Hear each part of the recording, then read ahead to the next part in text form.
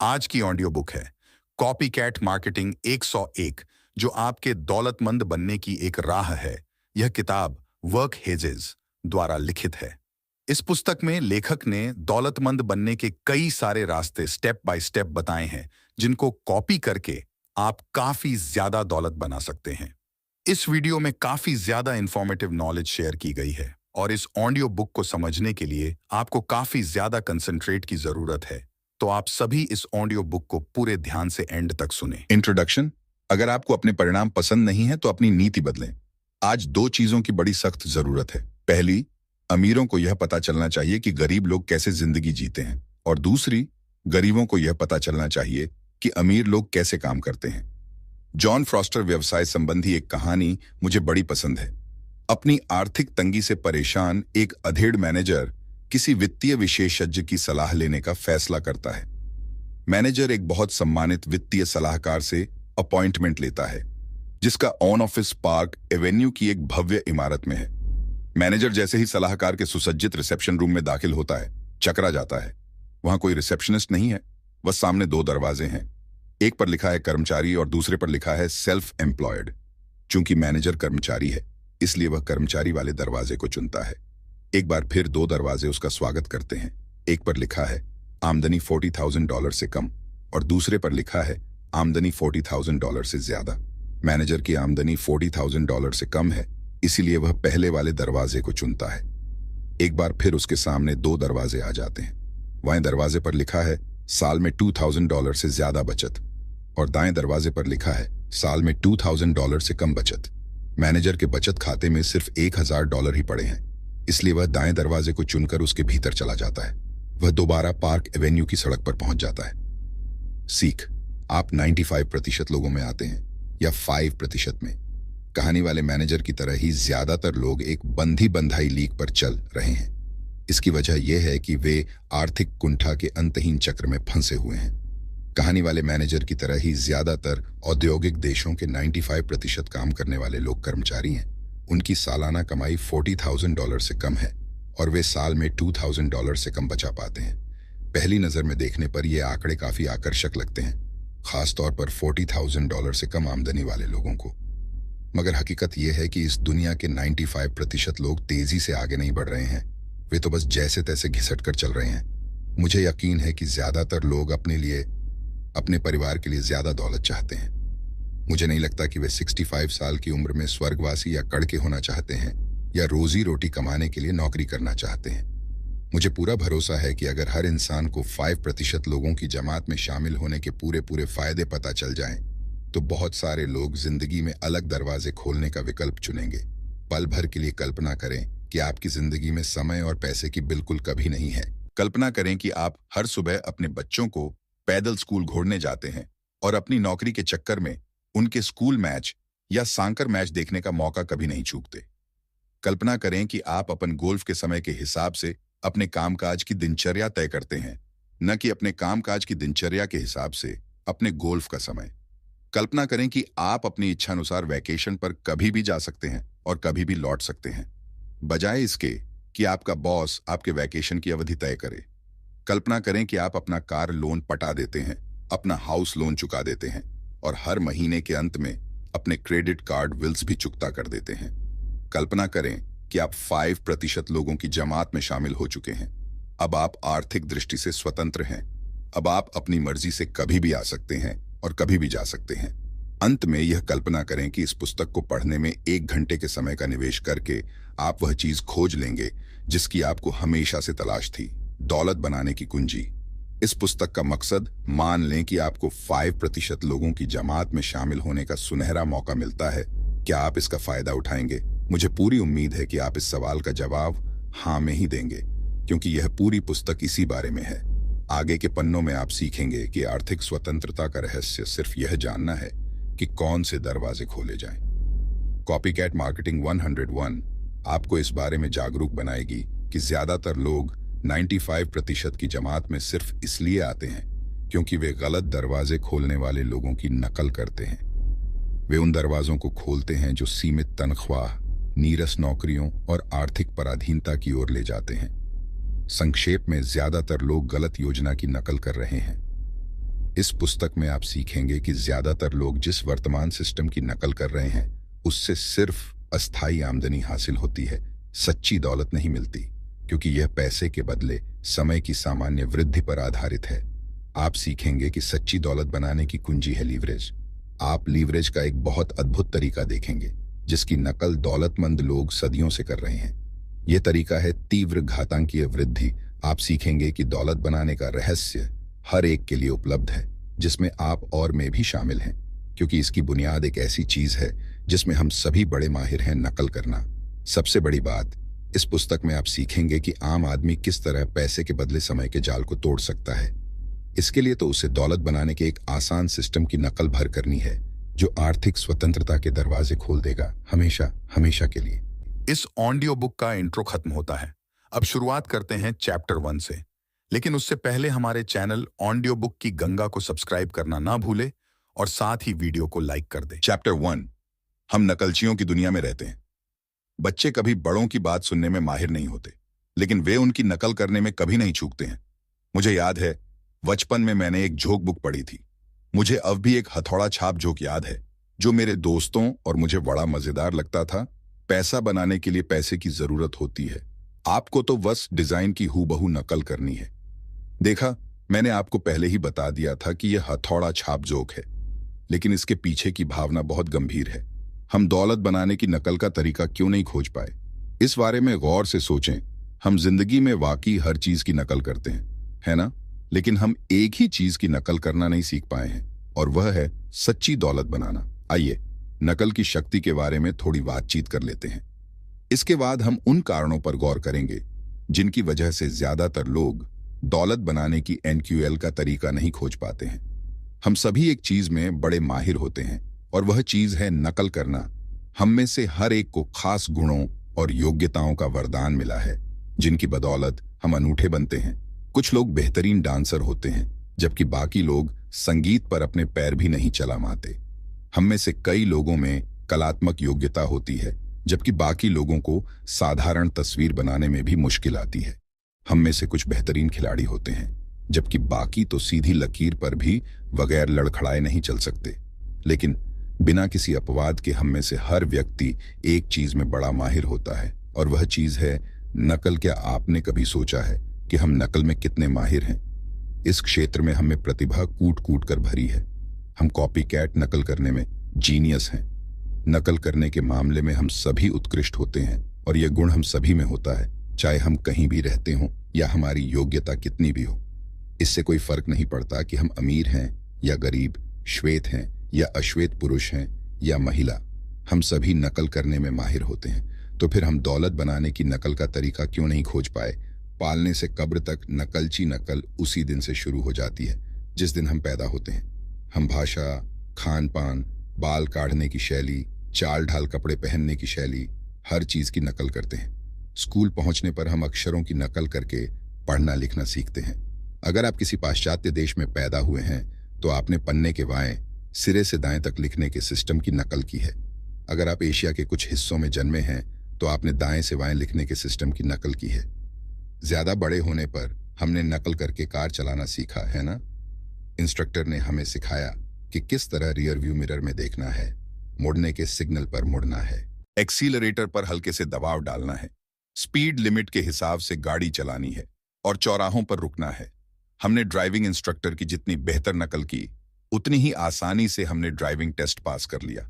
जैसा देश वैसा भेष, हम सभी अपने आसपास के लोगों की नकल करने में इतने माहिर होते हैं कि भिन्न संस्कृतियों के लोगों के रीति रिवाजों और आदतों को देखकर दंग रह जाते हैं।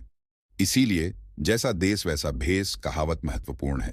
इसका अर्थ है कि हमें भिन्न संस्कृतियों का सम्मान करना चाहिए। खासकर दूसरे देशों की यात्रा करते वक्त कहना सरल है, करना कठिन है।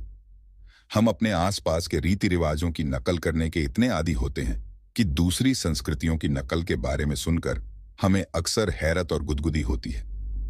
दुनिया भर के टीवी दर्शकों के प्रिय नाश्तों की संक्षिप्त सूची से आपको मेरा मतलब समझ में आ जाएगा।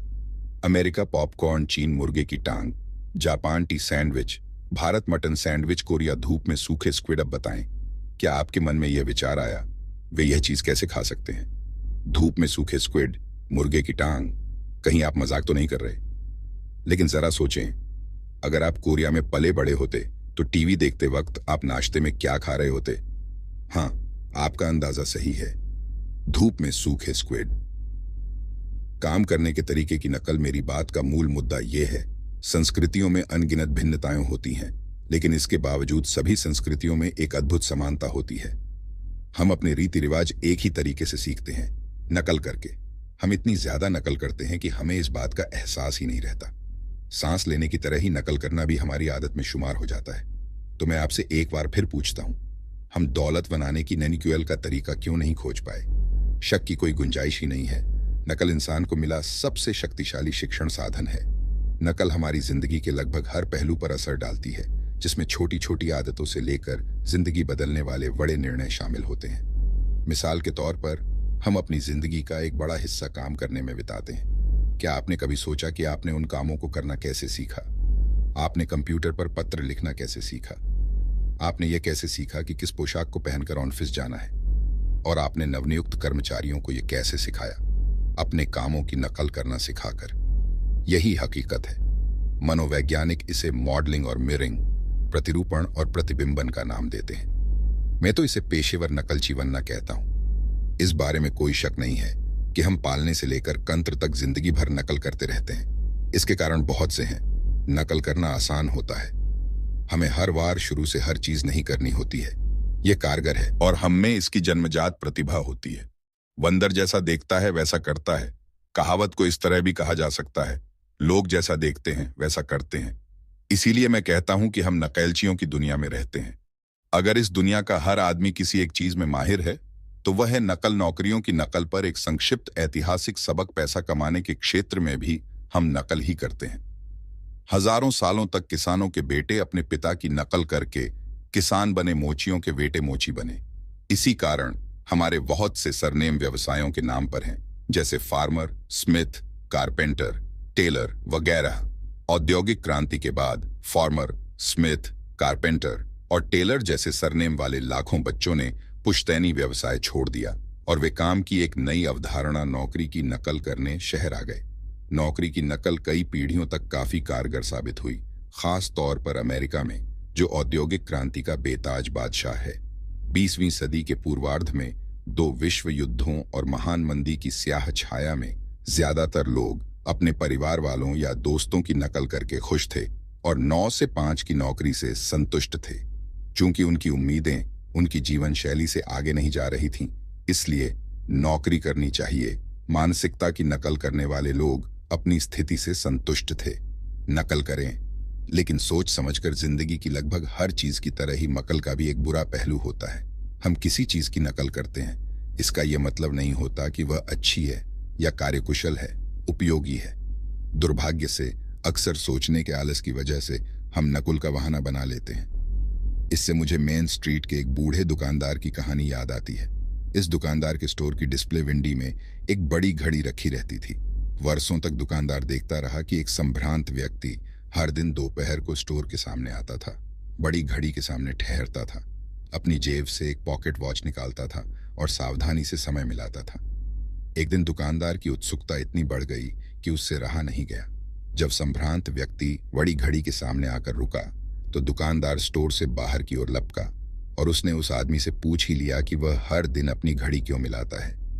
उस आदमी ने मुस्कुराकर जवाब दिया, मैं टाउन मिल का फोरमैन हूं, मुझे हर दिन शाम को 5 बजे हूटर बजाना होता है, इसलिए मैं यह पक्का कर लेना चाहता हूं कि वह ठीक समय पर ही बजे।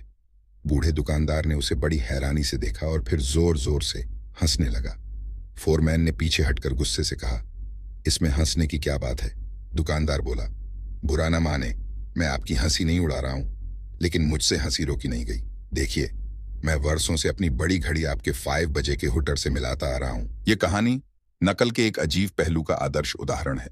हम दूसरों की नकल करते हैं, दूसरे हमारी नकल करते हैं, और हम अक्सर ये मान बैठते हैं कि हम जिन लोगों की नकल कर रहे हैं उनके पास सही जवाब है। मैं दोहराता हूं, हम मान बैठते हैं कि हम सही लोगों की नकल कर रहे हैं। ठीक यही होता है अगर नौकरी करने से पहले हम अच्छी तरह सोच विचार न कर लें कि हमने नौकरी का विकल्प क्यों चुना। मेरे हिसाब से ज्यादातर लोगों का यह मानना है कि नौकरी करना ही दौलत बनाने का सबसे अच्छा तरीका है। सच्चाई कुछ और है। दरअसल नौकरी से सच्ची दौलत नहीं बनती है। नौकरी से तो सिर्फ अस्थायी आमदनी मिलती है और दोनों में जमीन आसमान का फर्क होता है। आइए हम नौकरी की नकल की दोबारा जांच करें। जैसा मैंने पहले कहा था, नकल करना सीखने का सबसे शक्तिशाली साधन है, लेकिन कभी कभार हमें पीछे हटकर अपनी मान्यताओं की पड़ताल करनी चाहिए कि हम किस चीज की नकल कर रहे हैं और क्यों, ताकि नकल करने से हमें सचमुच वही मिले जो हम पाना चाहते हैं। इस पूरे अध्याय में मैंने बार बार यह सवाल पूछा है, हम दौलत बनाने की नकल का तरीका क्यों नहीं खोज पाए? जवाब दुखद लेकिन स्पष्ट है। हम में से ज्यादातर लोग दौलत बनाने के बजाय नौकरी करने के मार्ग की नकल करते आ रहे हैं। क्यों? क्योंकि ज्यादातर लोगों की राय में नौकरी ही उनके आर्थिक सपनों को हकीकत में बदलने का इकलौता तरीका है। शायद वे नौकरी के अलावा किसी दूसरे विकल्प के बारे में जानते ही नहीं हैं। शायद उन्हें पता ही नहीं है कि दौलत के अन्य स्रोत भी होते हैं, या शायद उन्हें यह लगता है कि वे नौकरी के अलावा किसी दूसरे क्षेत्र में सच्ची दौलत बनाने में सक्षम नहीं हैं। कारण चाहे जो हो, परिणाम वही होता है। ज्यादातर व्यक्ति 5% लोगों के बजाय 95% लोगों की जमात में पहुंच जाते हैं, क्योंकि वे सच्ची दौलत के बजाय अस्थायी आमदनी बनाने और नौकरी के मार्ग की नकल कर रहे हैं। इस मामले में आपकी क्या स्थिति है? आप किस चीज की नकल करने का चुनाव कर रहे हैं? क्या आप उन 95% लोगों जैसा बनने का विकल्प चुन रहे हैं जो नौकरी के मार्ग की नकल कर रहे हैं, या फिर आप उन 5% लोगों जैसा बनने का विकल्प चुन रहे हैं जो दौलत बनाने के मार्ग की नकल कर रहे हैं? गलत मान्यताओं को बाहर निकालें। जैसा एक बुद्धिमान व्यक्ति ने कहा है, आपका दिमाग एक पैराशूट जैसा होता है। यह सिर्फ तभी काम करता है जब यह खुला हो। आज यह पहले से भी ज्यादा अनिवार्य है कि हम अपने दिमाग को खोल लें और जागरूक बन जाएं कि नौकरी करना दौलत बनाने का नहीं, बल्कि आमदनी कमाने का सिस्टम है। मुझे लगता है कि अगर लोग जैसे तैसे जिंदगी गुजारने के बजाय वाकई तरक्की करना चाहते हैं, तो उन्हें अपनी गलत मान्यताओं को बाहर निकालना होगा और दौलत बनाने के वैकल्पिक तरीकों के प्रति अपने दिमाग को खोलना होगा। मैं मानता हूं कि 95% लोग, यानी नौकरी वाले दरवाजे से दाखिल होने वाले लोग, वापस लौटकर उसी जगह पर आते रहेंगे जहां से उन्होंने शुरू किया था। बहरहाल, मुझे यकीन है कि अगर हम अलग परिणाम पाने और 5% लोगों की जमात में शामिल होने के बारे में वाकई गंभीर हैं, तो हमें उन दरवाजों को खोलना होगा जो दौलत बनाने की ओर ले जाते हैं। अगले अध्याय में हम आमदनी कमाने और दौलत बनाने के फर्क की ज्यादा गहराई से पड़ताल करेंगे। अगले अध्याय में हम उन कारणों को भी जानेंगे जिनकी वजह से आज सच्ची दौलत बनाना इतिहास के किसी भी युग की तुलना में ज्यादा संभव क्यों है। चैप्टर 2, सच्ची दौलत क्या है? अगर आपको लोगों को बताना पड़े कि आप अमीर हैं, तो आप नहीं हैं। दौलतमंद होने का क्या मतलब है? मेरा मतलब है सचमुच दौलतमंद होने का। एक बात तो तय है, दौलत का मतलब अलग अलग लोगों के लिए अलग अलग होता है। मेरे लिए दौलत का मतलब यह नहीं है कि मैं मनचाही चीजें खरीद सकूं, हालांकि यह फायदा भी कुछ कम नहीं है। मेरे लिए सच्ची दौलत का मतलब है पूरी स्वतंत्रता। दौलत की मेरी निजी परिभाषा यह है, और मेरे विचार से इसमें दौलत के सबसे बड़े फायदे शामिल हैं। दौलत का मतलब इतना पैसा और समय होना है ताकि आप जो चाहें जब चाहें कर सकें। क्या आपको लगता है कि अरबपति बिल गेट्स माइक्रोसॉफ्ट के सीईओ पद पर इसलिए काम कर रहे हैं क्योंकि उन्हें करना ही पड़ेगा, या फिर इसलिए क्योंकि वे इसे करना चाहते हैं? मेरे हिसाब से यह कहना तार्किक है कि बिल गेट्स के पास इतना पैसा और समय है कि वे जो चाहे जब चाहें कर सकते हैं। कारण यह है कि बिल गेट्स ने आमदनी नहीं कमाई है, उन्होंने तो सच्ची दौलत बनाई है। संक्षेप में, सच्ची दौलत का मतलब है स्वतंत्रता, दौलत का मतलब है चुनने की स्वतंत्रता। चक फीनी भी आर्थिक दृष्टि से बिल गेट्स के समूह में ही हैं। दुनिया भर के हवाई अड्डों में सैकड़ों ड्यूटी फ्री दुकानों के संस्थापक फीनी के पास अरबों डॉलर की संपत्ति है, या ज्यादा सटीकता से कहें तो उनके पास अरबों डॉलर की संपत्ति थी। 1984 में फीनी ने अपनी 3.5 बिलियन डॉलर की संपत्ति का 99.5% हिस्सा एक परोपकारी संस्था को दान कर दिया। आज वे दुनिया भर में समाज सेवा करने की खातिर अपना पैसा और समय दान कर रहे हैं। बिल गेट्स और चक फीनी दोनों ही यह बात अच्छी तरह समझते हैं कि सच्ची दौलत का मतलब होता है यह चुनने की पूरी स्वतंत्रता कि आप अपना समय और पैसा कैसे खर्च करें। गेट्स ज्यादा दौलत बनाने में समय खर्च करने का विकल्प चुन रहे हैं, जबकि फीनी अपनी संपत्ति दान करने में अपना समय लगा रहे हैं। दोनों में साझी बात है सच्ची दौलत, जिसकी वजह से ये दोनों बिल्कुल अलग अलग चुनाव कर पाए। अपना समय समझदारी से खर्च करें। ज्यादातर लोग सोचते हैं कि सच्ची दौलत का मतलब है ढेर सारा पैसा, जिससे आप भौतिक वस्तुएं खरीद सकें। बहरहाल, सबसे समझदार लोग समझते हैं कि सच्ची दौलत का मतलब ज्यादा चीजें खरीदने में सक्षम होना ही नहीं है। इसका असल मतलब है अपनी मनचाही चीजें करने के लिए ज्यादा समय होना। इस बारे में सोचें, जब आप बुढ़ापे में किसी नर्सिंग होम के सामने वाले पोच में बैठकर अपनी गुजरी हुई जिंदगी के बारे में सोचेंगे, तो आपको किस बात का ज्यादा अफसोस होगा? ज्यादा महंगा घर न खरीद पाने का, या अपने बच्चों के बचपन में उनके साथ ज्यादा वक्त न गुजार पाने का? आपको किस बात का ज्यादा अफसोस होगा? ऑफिस में प्रमोशन पाने के लिए 24 घंटे काम न करने का, या अपने माता पिता और दोस्तों के साथ ज्यादा समय न बिता पाने का जब उन्हें आपकी जरूरत थी? समय हमारी सबसे कीमती वस्तु है। इसका मोल सोने चांदी से भी बहुत ज्यादा है, क्योंकि एक बार जब यह चला जाता है तो आप इसे दोबारा कभी नहीं पा सकते। अगर आपकी कार बर्बाद हो जाती है तो आप हमेशा दूसरी कार खरीद सकते हैं। अगर आपकी नौकरी छूट जाती है तो आपको हमेशा दूसरी नौकरी मिल सकती है। अगर किसी बुरे निवेश में आपका पैसा डूब जाता है तो आप हमेशा ज्यादा पैसे कमा सकते हैं, लेकिन आप कभी भी किसी भी सूरत में वह समय दोबारा नहीं पा सकते जिसे आपने बर्बाद कर दिया है या गंवा दिया है। बताएं, क्या आप ऐसा कर सकते हैं? हरगिज नहीं। एक बार जब यह चला जाता है तो हमेशा हमेशा के लिए चला जाता है। प्राचीन चीनी कहावत इसे सबसे अच्छी तरह बयान करती है। एक पल का समय बर्बाद करने से कहीं बेहतर है कि आप अपनी सारी संपत्ति किसी गहरे कुएं में फेंक दें। इसीलिए मैं कहता हूं कि सच्ची दौलत का मतलब इतना पैसा और समय होना है ताकि आप जो चाहें जब चाहें कर सकें। निस्संदेह सच्ची दौलत का सबसे बड़ा फायदा यह चुनने की स्वतंत्रता है कि आप अपना समय कैसे खर्च करें। आमदनी कमाना, पैसे के बदले समय का जाल। क्या आप ऐसे मेहनती डॉक्टरों या वकीलों को जानते हैं जो साल भर में $150,000 से ज्यादा कमाते हैं लेकिन फिर भी खुश नहीं है? क्या वे सच्ची दौलत बना रहे हैं? दौलत की मेरी परिभाषा के हिसाब से जवाब है नहीं।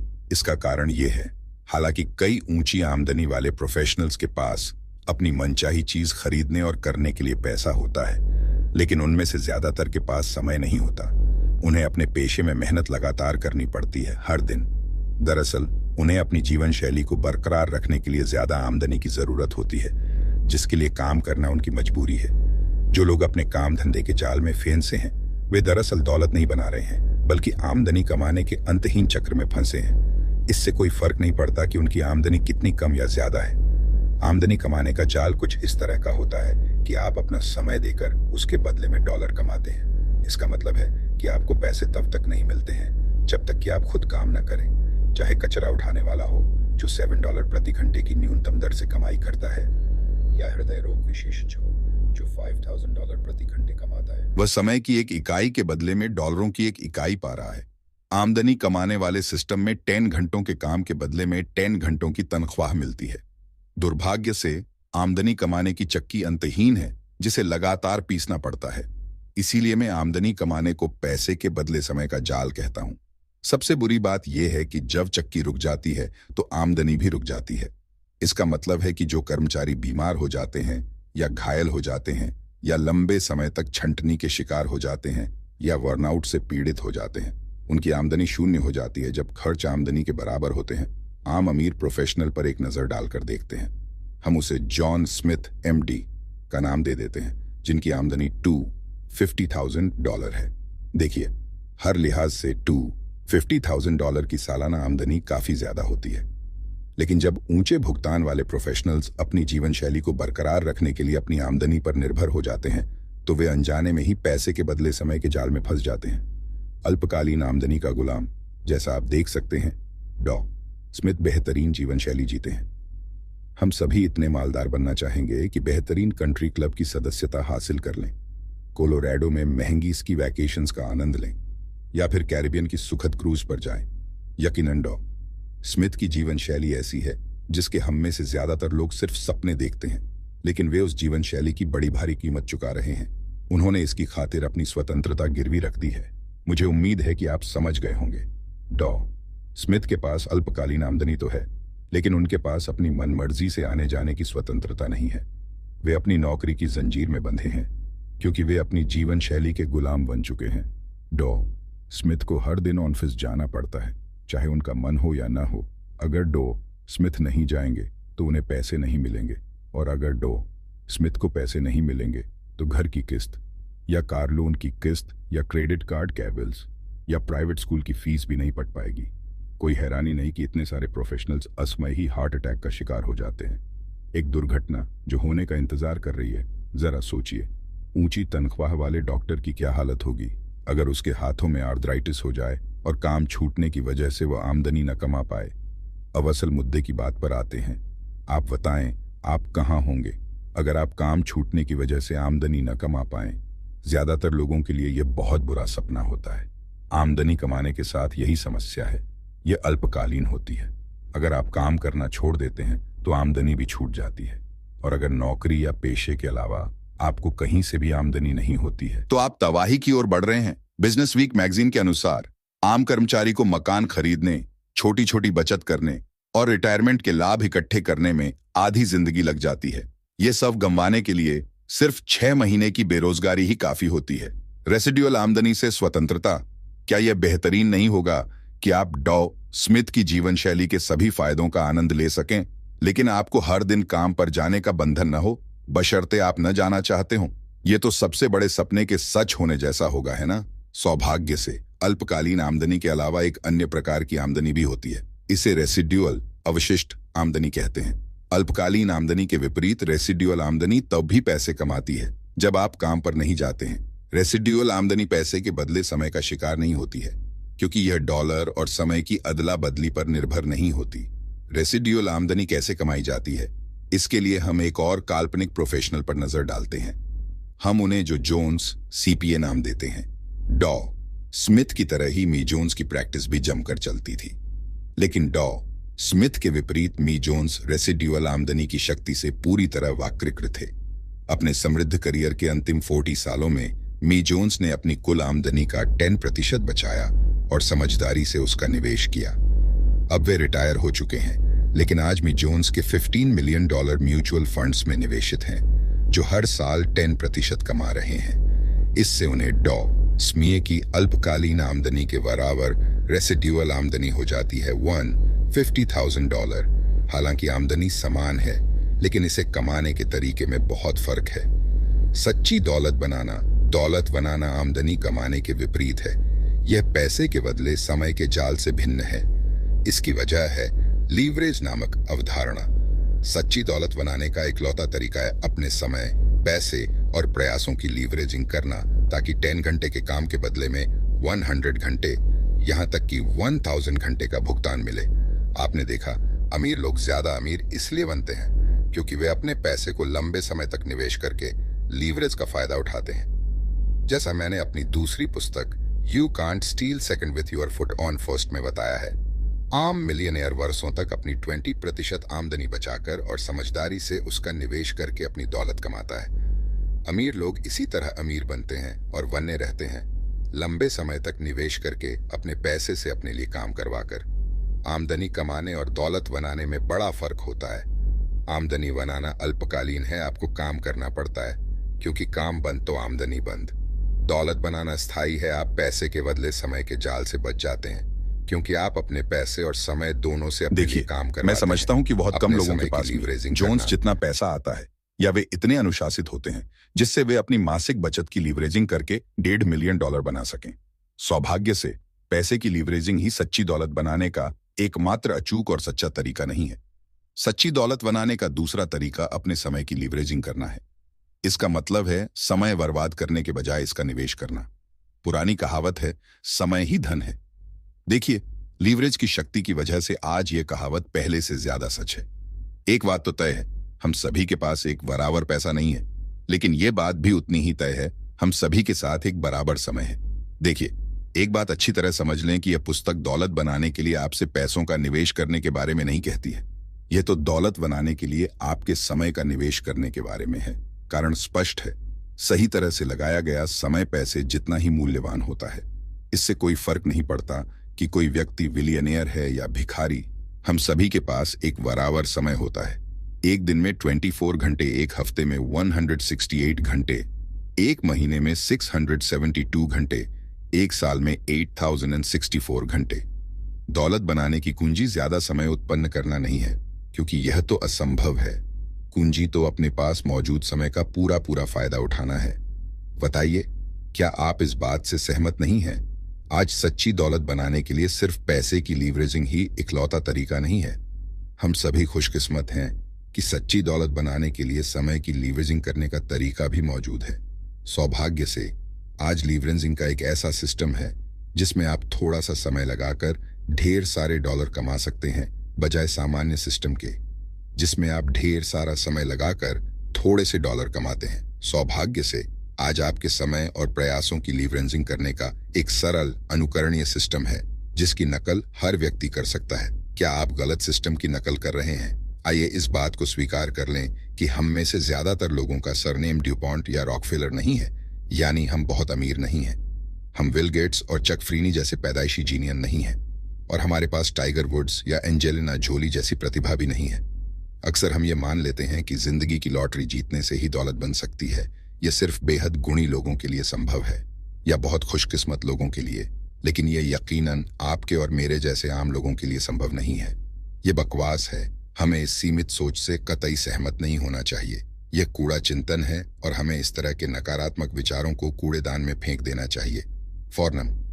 हकीकत तो यह है कि ज्यादातर लोग ये मान लेते हैं कि वे दौलत नहीं बना सकते, जबकि दरअसल वो बना सकते हैं। ज्यादातर लोगों के दौलतमंद न बन पाने का असल कारण यह है कि उन्हें कभी दौलत बनाने वाले ऐसे सिस्टम की जानकारी नहीं मिली जिसकी वे नकल कर सकें। दूसरे शब्दों में, हम में से ज्यादातर ने गलत योजना की नकल कर ली है। चूंकि हमें दौलत बनाने वाली योजना की जानकारी ही नहीं है जिसकी हम नकल कर सकें, इसलिए हम उस चीज की नकल कर लेते हैं जिसे हमारी जान पहचान का हर व्यक्ति कर रहा है, यानी हम नौकरी करने लगते हैं। हम वही करते हैं जो ज्यादातर लोग करते हैं, और परिणाम स्वरूप हमें वही मिलता है जो ज्यादातर लोगों को मिलता। 12 नौकरी बुरी नहीं होती। मेहरबानी करके ये समझ लें कि मैं नौकरियों को बुरा नहीं कह रहा हूं, मैं तो नौकरी से मिलने वाले परिणामों को बुरा कह रहा हूं। अगर नौकरी करने से सच्ची दौलत बनती होती तो मैं सबसे पहले आपको नौकरी की राह पर चलने की सलाह देता, लेकिन ऐसा नहीं होता है।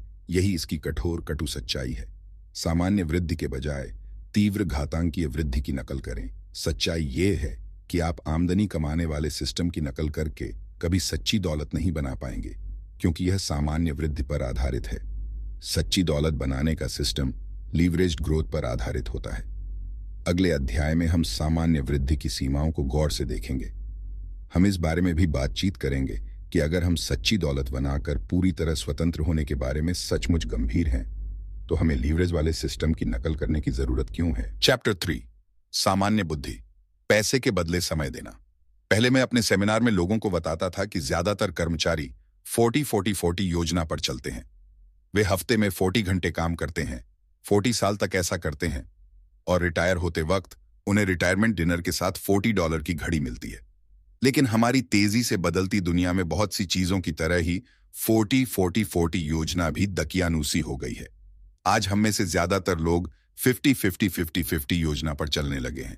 आजकल हम हफ्ते में 50 घंटे काम करते हैं, साल में 50 हफ्ते काम करते हैं, 50 साल तक ऐसा करते हैं, और रिटायर होने पर हमें अपने वेतन का 50% हिस्सा मिलता है, जिस पर हम आज भी गुजारा नहीं कर पाते हैं।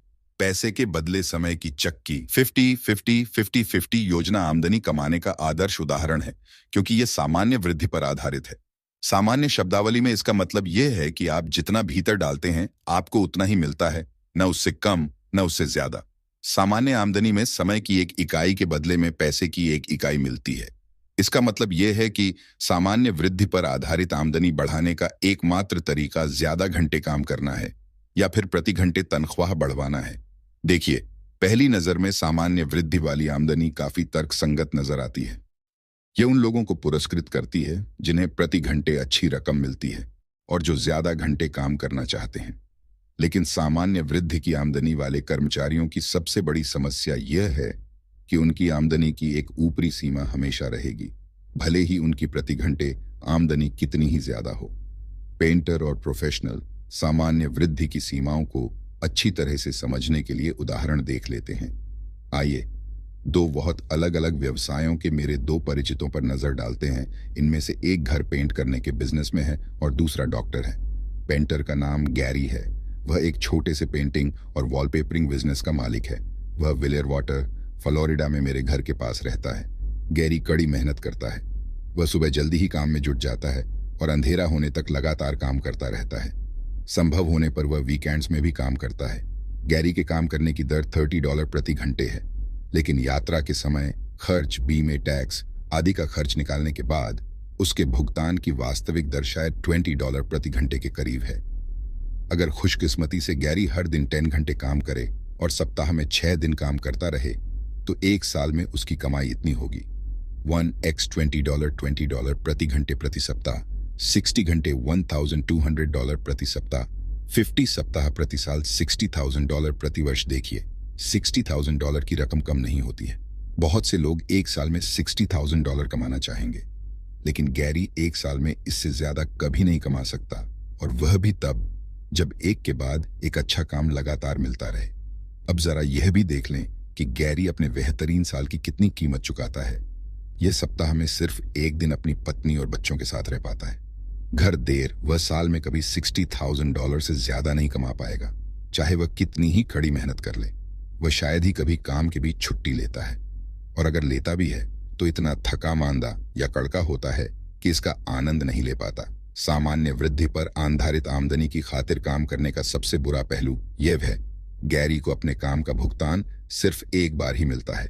इसका मतलब यह है कि आखिरी चेक मिलने के बाद वह दोबारा पैसे के बदले समय की चक्की चलाने लगता है। प्रोफेशनल्स, ज्यादा आमदनी वाले हाउस पेंटर्स से अधिक नहीं। अब आइए जॉन स्मिथ MD की जिंदगी पर दोबारा नजर डालते हैं, जो अपनी प्रैक्टिस में साल भर में $250,000 कमाते हैं। डॉ स्मिथ जनरल प्रैक्टिशनर हैं और प्राइवेट क्लिनिक में इलाज करते हैं। उनके यहाँ 4 पूर्णकालिक कर्मचारी हैं, जिनमें से 2 रजिस्टर्ड नर्स हैं।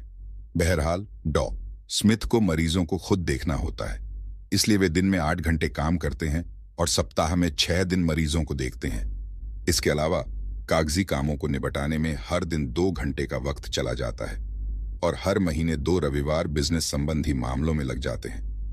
डॉ स्मिथ के पास अपनी आमदनी बढ़ाने का एक ही रास्ता है, अपने काम के घंटे बढ़ाना। लेकिन वे पहले ही दिन में 10 घंटे काम कर रहे हैं, इसलिए घर पहुंचने तक वे इतने ज्यादा थक जाते हैं कि होमवर्क में बच्चों की मदद नहीं कर सकते या उनके फुटबॉल मैच देखने नहीं जा सकते, और वे अपने काम के घंटे तो बढ़ा ही नहीं सकते। अपनी नौकरी के गुलाम। यह सच है कि डॉ स्मिथ बहुत सारा पैसा बनाते हैं, लेकिन इसकी कीमत यह है कि वे प्योर ब्लू यानी काम है कैदी हैं। वे खुद को जाल में फंसा महसूस करते हैं। वे कुठित, नाराज और दुखी हैं, लेकिन उन्हें समझ नहीं आता कि इस बारे में क्या करें। इसलिए वे चक्की पीसते रहते हैं, डॉलर पाने की खातिर अपना समय देते रहते हैं और उम्मीद करते रहते हैं कि हालात कभी ना कभी तो सुधरेंगे, हालांकि अपने दिल में यह बात अच्छी तरह जानते हैं कि ऐसा कभी नहीं होगा। सामान्य वृद्धि पर आधारित आमदनी के साथ यही दिक्कत है। अगर आप खुद काम नहीं कर रहे हैं तो काम नहीं हो पाता। अगर काम नहीं हो पाता तो आपको भुगतान भी नहीं मिलता है, और भुगतान पाने का इकलौता तरीका काम को बार बार करते रहना है। भगवान न करे कि यह पेंटर या डॉक्टर कभी बीमार पड़े या घायल हो जाए, जिसकी वजह से वह काम न कर पाए। आपकी चक्की कितने पैसे देती है, आपकी क्या स्थिति है? क्या आप भी पैसे के बदले समय की चक्की में फंसे हुए हैं? अगर ऐसा है तो आपकी चक्की आपको कितने पैसे देती है? आगे व्यवसायों और उनकी औसत सालाना तनख्वाह की सूची दी गई है, जिसे परेड मैगजीन ने अपनी सालाना रिपोर्ट व्हाट पीपल अर्न में प्रकाशित किया था। जरा देखें कि दूसरे व्यवसायों की तुलना में आपकी सालाना आमदनी कितनी है। क्या आपको ये जानकर हैरानी हुई कि देश की दूसरी नौकरियों की आमदनी की तुलना में आपकी आमदनी कितनी कम है? देखिए, आपको और भी ज्यादा हैरानी होगी जब आप अपनी सालाना आमदनी की तुलना किसी बड़ी कंपनी के CEO के भुगतान से करेंगे। गौर करें कि 2008 में CEO की तनख्वाह आम कर्मचारी की तनख्वाह की तुलना में कितनी थी। क्या यह आश्चर्यजनक नहीं है कि कंपनी के एक व्यक्ति का मूल्य तो $10.5 मिलियन हो, जबकि उसी कंपनी के सामान्य कर्मचारी का मूल्य सिर्फ $30,000 हो? आपके मन में सवाल आ रहा होगा, यह कैसे हो सकता है? लीवरेज से पैसे के बदले समय के जाल को तोड़ना। मैं एक ही शब्द में आपके सवाल का जवाब दे सकता हूं, लीवरेज। देखिए, जब आम कर्मचारी डॉलर की खातिर समय की अदला बदली करता है तो उसकी आमदनी सामान्य तरीके से बढ़ रही है। इस मामले में समय की एक इकाई धन की एक इकाई के बराबर होती है। कर्मचारी की आमदनी उसी की 100% कोशिशों का नतीजा है। दूसरी ओर CEO अपने कर्मचारियों के माध्यम से अपने समय और योग्यताओं की लीवरेजिंग करता है। अपनी 100% कोशिशों के बजाय वह अपने सभी कर्मचारियों की कोशिशों का एक निश्चित प्रतिशत हिस्सा कमाता है। जे पॉल गेटी का यही मतलब था जब उन्होंने कहा था, मैं अपनी 100% कोशिशों के बजाय 100 व्यक्तियों की कोशिशों का 1% कमाना चाहूंगा। इसीलिए लीवरेजिंग में इतना दम है। आप पूरे समूह की कोशिशों का घोड़ा सा हिस्सा कमाते हैं। हर्शीज कैंडी वॉर इसका आदर्श उदाहरण है। प्रत्येक हर्शीज कैंडी वॉर पर कंपनी को ज्यादा से ज्यादा 1-2 पेनी का शुद्ध मुनाफा होता होगा, लेकिन हर साल दुनिया भर में अरबों हर्शीज वॉर्स बिकती हैं। इसीलिए हर्शीज कैंडी वॉर बनाने वाली मार्स इंक कंपनी को हर साल अरबों डॉलर का मुनाफा होता है, और इसीलिए इसके सीईओ की आमदनी भारी भरकम होती है। सन्यासी और चेनसॉ लीवरेजिंग की अवधारणा सन्यासी और चेनसॉ की कहानी जैसी है। एक दिन एक बूढ़ा सन्यासी अपनी पहाड़ी गुफा से उतरकर स्थानीय हार्डवेयर स्टोर में एक चेनसॉ, लकड़ी काटने वाली आरी खरीदने आया। सन्यासी ने युवा सेल्स क्लर्क से गर्व से कहा, अब मैं अपनी गुफा में नहीं रहना चाहता। मैं अपने लिए लकड़ी का एक नया घर बनाना चाहता हूं। मुझे सबसे अच्छी आरी चाहिए, कीमत चाहे जो हो। युवा सेल्स क्लर्क एक पल के लिए वेयर हाउस में गया और एक नई चमचमाती हुई चेनसॉ लेकर लौटा। उसने पूरे यकीन के साथ सन्यासी को बताया, यह बाजार में मिलने वाली सबसे अच्छी चेनसॉ है। इससे पेड़ उतनी ही आसानी से चिर जाएंगे जितनी आसानी से चाकू बट्टर को चीर देता है। मैं गारंटी देता हूं कि यह महीने भर की लकड़ी एक ही दिन में काट देगी, वरना मैं अपनी तनख्वाह से आपका पूरा पैसा लौटा दूंगा। यह सुनकर सन्यासी खुश हो गया। उसने क्लर्क को पैसे दिए, अपनी चमचमाती चेनसॉ का हैंडल पकड़ा और पहाड़ की ओर चल दिया। ठीक 1 महीने बाद जब युवा क्लर्क शेल्फ पर सामान जमा रहा था, तभी उसने सन्यासी की आवाज सुनी, जो हवा को कोड़े की तरह चीरती हुई आई। बेटा, मैं यह 100 लौटाने आया हूं। तुमने वादा किया था कि तुम मेरा पूरा पैसा लौटा दोगे। अब अपना वादा पूरा करो। क्लर्क ने बूढ़े सन्यासी को गौर से देखा और उसका हुलिया देखकर हैरान रह गया। ऐसा लग रहा था जैसे सन्यासी कई हफ्तों से नहीं सोया हो। उसके कपड़े फट गए थे और खून पसीने से लयपट थे। ऐसा नजर आ रहा था जैसे मेहनत कर करके वह मौत के मुंह में पहुंच गया हो। क्लर्क ने हकलाते हुए पूछा, आपको क्या हुआ? आपकी हालत तो भयंकर दिख रही है। बूढ़े सन्यासी ने अपनी पूरी ताकत बटोरी और चेनसॉ को उठाकर काउंटर पर रखते हुए कहा, यह सब इसी घटिया आरी का नतीजा है जो तुमने मुझे बेची थी। तुमने कहा था कि यह 1 महीने की लकड़ी एक ही दिन में काट देगी, मगर देखो क्या हुआ। मैं 1 महीने से इसका इस्तेमाल कर रहा हूं और इस दौरान में 1 दिन की लकड़ी भी नहीं काट पाया। मुझे मेरा पैसा वापस चाहिए। हैरान क्लर्क ने माफी मांगते हुए कहा, बिल्कुल, मैं अपना वादा जरूर पूरा करूंगा। बस मैं चेनसॉ की जांच करके देख लूं, शायद मैं पता लगा सकूं कि गड़बड़ क्या है। क्लर्क ने पुल रोप को जोर से खींचा और चेनसॉ की तेज आवाज दुकान में गूंजने लगी। सन्यासी काउंटर से उछलकर पीछे पहुंच गया, जैसे उसे किसी ने गोली मार दी हो। फिर वह झमकर चिल्लाया, यह कैसी आवाज है? लीवरेज के बारे में सबक? क्या आप ऐसी चेनसॉ से पेड़ काटने की कोशिश करने की कल्पना कर सकते हैं जिसे चालू ही न किया गया हो? कोई हैरानी नहीं कि सन्यासी का हुलिया और हालत खराब थी। इस कहानी से यह सबक मिलता है कि लीवरेज एक जबरदस्त साधन है, लेकिन सिर्फ तभी जब उसका सही इस्तेमाल किया जाए। चेनसॉ समय और मेहनत की लीवरेजिंग का बेहतरीन साधन है। अगर आपने कभी हैंडसॉ से किसी बड़े पेड़ के तने को काटने की कोशिश की हो, तो आप मेरा मतलब अच्छी तरह समझ जाएंगे। विडंबना यह है कि सन्यासी के हाथों में लीवरेज का एक शक्तिशाली साधन था। उसे तो बस इसके इस्तेमाल का तरीका मालूम नहीं था।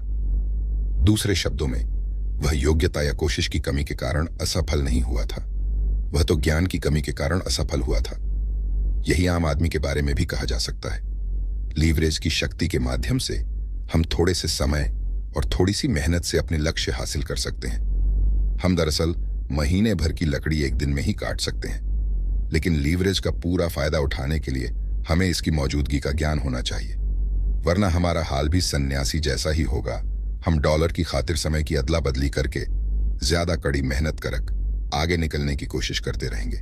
ऐसी स्थिति में हम अपने समय तय प्रयासों की लीवरेजिंग नहीं करेंगे। यह तो काम करने का स्मार्ट तरीका नहीं है। क्या 65 साल की उम्र तक आम आदमी इसीलिए मर जाएगा, कड़का रहेगा, या अपनी रोजी रोटी के लिए देश, परिवार या चर्च पर निर्भर रहेगा?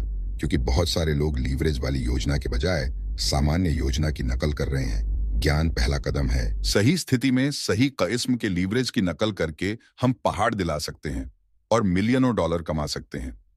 सवाल यह है, आप दौलत बनाने के किस सिस्टम की नकल करना चाहते हैं? क्या आप दौलत बनाने के सामान्य सिस्टम की नकल आगे भी करना चाहते हैं? क्या आप यही चाहते हैं कि आपका हाल भी उसी बूढ़े सन्यासी जैसा हो? क्या आप भी बहुत कम फायदे के लिए बहुत ज्यादा मेहनत करना चाहते हैं?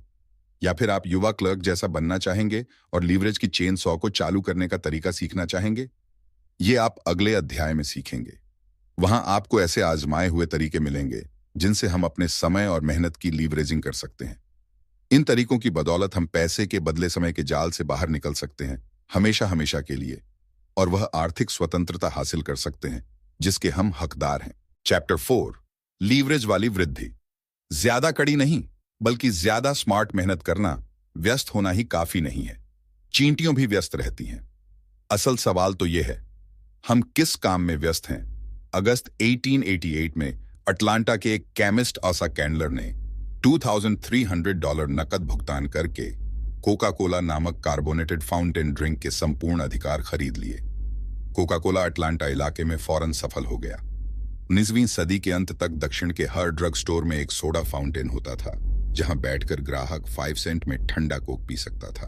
फिर कैंडलर ने एक ऐतिहासिक निर्णय लिया, जिसने कोका कोला को एक छोटी सी क्षेत्रीय कंपनी से अंतरराष्ट्रीय स्तर पर मशहूर कर दिया।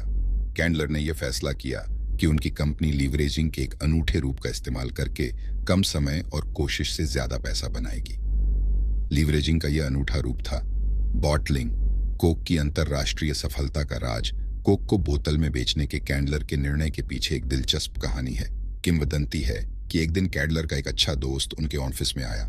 उसने दावा किया कि अगर कैंडलर उसे एक मोटी रकम दें तो वह उन्हें एक ऐसा राज बता सकता है जिससे कोका कोला के मुनाफे में भारी बढ़ोतरी हो जाएगी। दोनों में दिन भर काफी मोलभाव हुआ।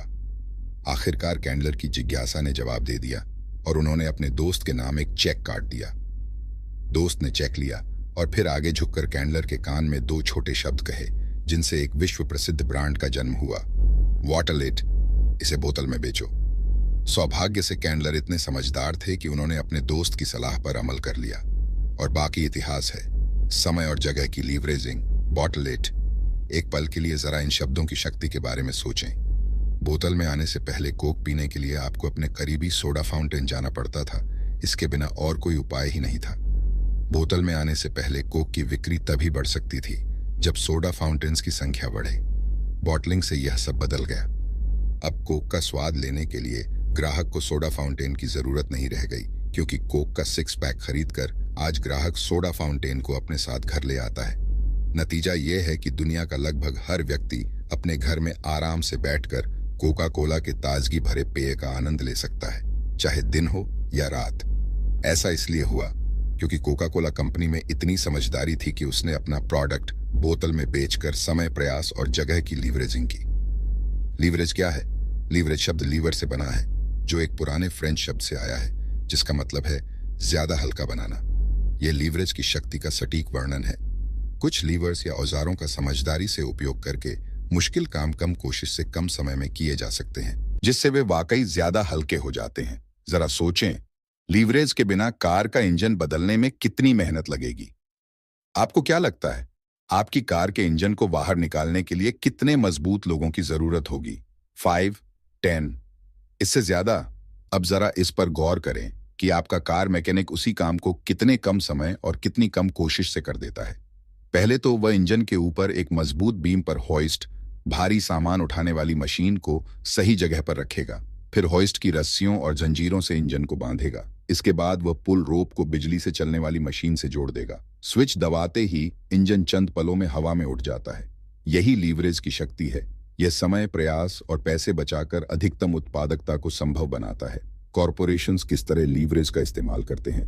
लीवरेज का इस्तेमाल करके सदियों से मेहनती लोग अपने कामों को ज्यादा हल्का बना रहे हैं, यानी ज्यादा लाभकारी और उत्पादक बना रहे हैं। उत्पादकता में वृद्धि का यही मतलब है, ज्यादा मेहनत के बजाय ज्यादा स्मार्ट तरीके से काम करना। ऐसा तरीका खोजना जिससे काफी कम समय में काफी ज्यादा पैसा बनाया जा सके। कर्मचारियों को नौकरी पर रखना वह सबसे स्पष्ट तरीका है जिससे बिजनेस मालिक अपने समय की लीवरेजिंग करते हैं। फोर्ड मोटर कंपनी से लेकर सोनी तक दुनिया की लगभग हर बड़ी कंपनी एक अकेले मालिक से शुरू हुई, जिसने कर्मचारियों के माध्यम से अपने समय और योग्यताओं की लीवरेजिंग की। मिसाल के तौर पर, अगर हेनरी फोर्ड अकेले ही मॉडल टी कार बनाते तो इसका 100% मुनाफा उन्हीं की जेब में जाता। लेकिन वे जानते थे कि अकेले काम करने पर वे 1 साल में 1-2 कार ही बना पाएंगे। फोर्ड इतने स्मार्ट थे कि उन्होंने अपने समय और योग्यताओं की लीवरेजिंग करके कर्मचारियों को अपने सिस्टम की नकल करना सिखाया। लीवरेजिंग की शक्ति से फायदा उठाते हुए फोर्ड ने हर साल हजारों कारें बनाई और इतिहास के सबसे अमीर व्यक्तियों में से एक बन गए। रियल एस्टेट बेचने में स्मार्ट बनना। रियल एस्टेट कंपनियों वर्षों से लीवरेजिंग करके फायदा उठा रही है, लेकिन कर्मचारियों के बजाय वे स्वतंत्र कॉन्ट्रैक्टर्स, जिन्हें रियल एस्टेट एजेंट्स के नाम से जाना जाता है, की टीम बनाकर लीवरेजिंग करती हैं। आइए देखते हैं टेड नामक काल्पनिक रियल एस्टेट प्रोफेशनल कम समय में ज्यादा पैसा बनाने के लिए लीवरेजिंग का किस तरह इस्तेमाल करता है। टेड लगभग 20 साल से रियल एस्टेट बेच रहा है। शुरुआत में किस्मत अच्छी रहने पर वह हर महीने एक घर बेचने में कामयाब हो जाता था। अनुभव बढ़ने के साथ साथ टेड अपने काम में माहिर होता चला गया। इस बिजनेस में 5 साल के बाद वह हर साल औसतन 50 मकान बेचने लगा। लेकिन टेड चाहे कितनी भी कड़ी मेहनत करता, उसके लिए हर सप्ताह एक से ज्यादा मकान बेचना असंभव था। आखिर वह ग्राहकों को एक दिन में कितने मकान दिखा सकता है? वह एक सप्ताह में ग्राहकों के साथ कितने सौदे पक्के कर सकता है? यही सोचकर उसने एक ऑफिस खोलने का फैसला किया। टेड ने अपने कुछ रियल्टर मित्रों को अपनी कंपनी में नियुक्त कर लिया और वे उसके लिए काम करने लगे। अब तक उसकी कंपनी में 20 शीर्षस्थ रियल एस्टेट एजेंट आ चुके हैं। इनमें से हर एजेंट हर साल 50 मकान बेचता है, जिसका मतलब है कि उसका ऑफिस हर साल 1000 मकान बेच रहा है। अब जरा गौर करें कि लीवरेज ने टेड को कितना फायदा पहुंचाया। अपने दम पर टेड साल में सिर्फ 50 मकान ही बेच सकता था। दूसरे एजेंट्स के समय और योग्यताओं की लीवरेजिंग करके वह 1000 मकान बेच सकता है, जो अकेले काम करने पर असंभव होता। लीवरेजिंग का इस्तेमाल करके वह 20 गुना ज्यादा परिणाम पा रहा है। हालांकि ग्रह कम घंटे काम कर रहा है। मेहनत से नहीं, चतुराई से काम करो, कहावत का यही मतलब है। फ्रेंचाइजिंग के माध्यम से लीवरेजिंग। फ्रेंचाइजिंग ने लीवरेजिंग की अवधारणा को रियल एस्टेट ऑफिस से भी ज्यादा ऊंचे स्तर पर पहुंचा दिया। हालांकि फ्रेंचाइजिंग काफी समय से हमारे बीच मौजूद थी, लेकिन 1950 के दशक तक इसे वैध व्यवसाय के रूप में मान्यता नहीं मिली थी। फ्रेंचाइजिंग का सितारा तब चमका जब रे क्रॉक नामक मिल्क शेक अप्लायंस सेल्समैन ने मैकडॉनल्ड्स नामक फास्ट फूड रेस्टोरेंट के फ्रेंचाइजी अधिकार खरीदे। ध्यान रहे, रे क्रॉक ने फ्रेंचाइजिंग का आविष्कार नहीं किया था, अलबत्ता उन्होंने इसे आदर्श जरूर बनाया। क्रॉक यह बात अच्छी तरह समझते थे कि सफल फ्रेंचाइजिंग की कुंजी है नकद, डुप्लीकेशन।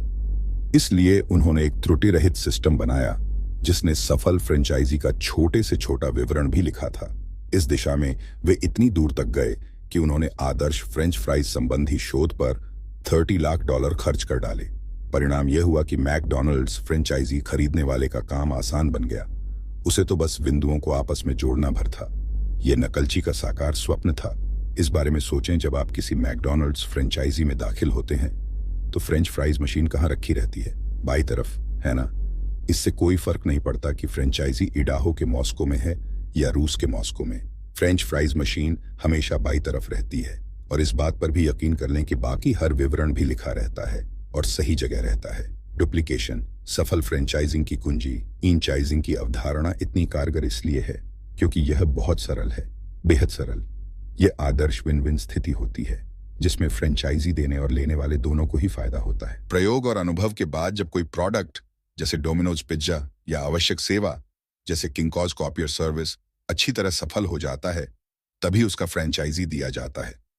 फ्रेंचाइजी देने वाला अपने प्रोडक्ट या सेवा प्रदान करने का एक आदर्श बिजनेस मॉडल तैयार करता है जिसकी नकल बड़ी आसानी से की जा सकती है। सफल फ्रेंचाइजर बनने की कुंजी है एक सफल सिस्टम तैयार करना और फिर विस्तार से लिखना कि किन चीजों को करने की जरूरत है। तभी यह मॉडल दूसरे लोगों को सिखाया जा सकता है। अगर मॉडल आजमाया हुआ है और आम आदमी उसकी नकल कर सकता है, तभी फ्रेंचाइजिंग सफल हो सकती है।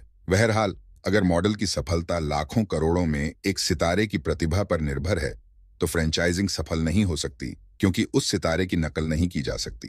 सितारों का डुप्लीकेशन नहीं किया जा सकता। अभिनेता टॉम क्रूज एक फिल्म के $2 करोड़ लेते हैं। इसकी वजह यह है कि वे बेजोड़ सितारे हैं। हॉलीवुड की शब्दावली में वे बैंकेबल हैं, यानी उनकी बदौलत जबरदस्त आमदनी की जा सकती है। जब हम टॉम क्रूज किसी फिल्म में होते हैं तो इस बात की गारंटी सी रहती है कि फिल्म पैसे बनाएगी, ढेर सारे पैसे। बहरहाल, आप टॉम क्रूज प्रोडक्ट के फ्रेंचाइजी नहीं दे सकते क्योंकि उनका डुप्लीकेशन संभव नहीं है। आम आदमी टॉम क्रूज के कामों की नकल करके वैसे ही परिणाम नहीं पा सकता। इसीलिए आप रचनात्मक क्षेत्रों में फ्रेंचाइजी नहीं दे सकते।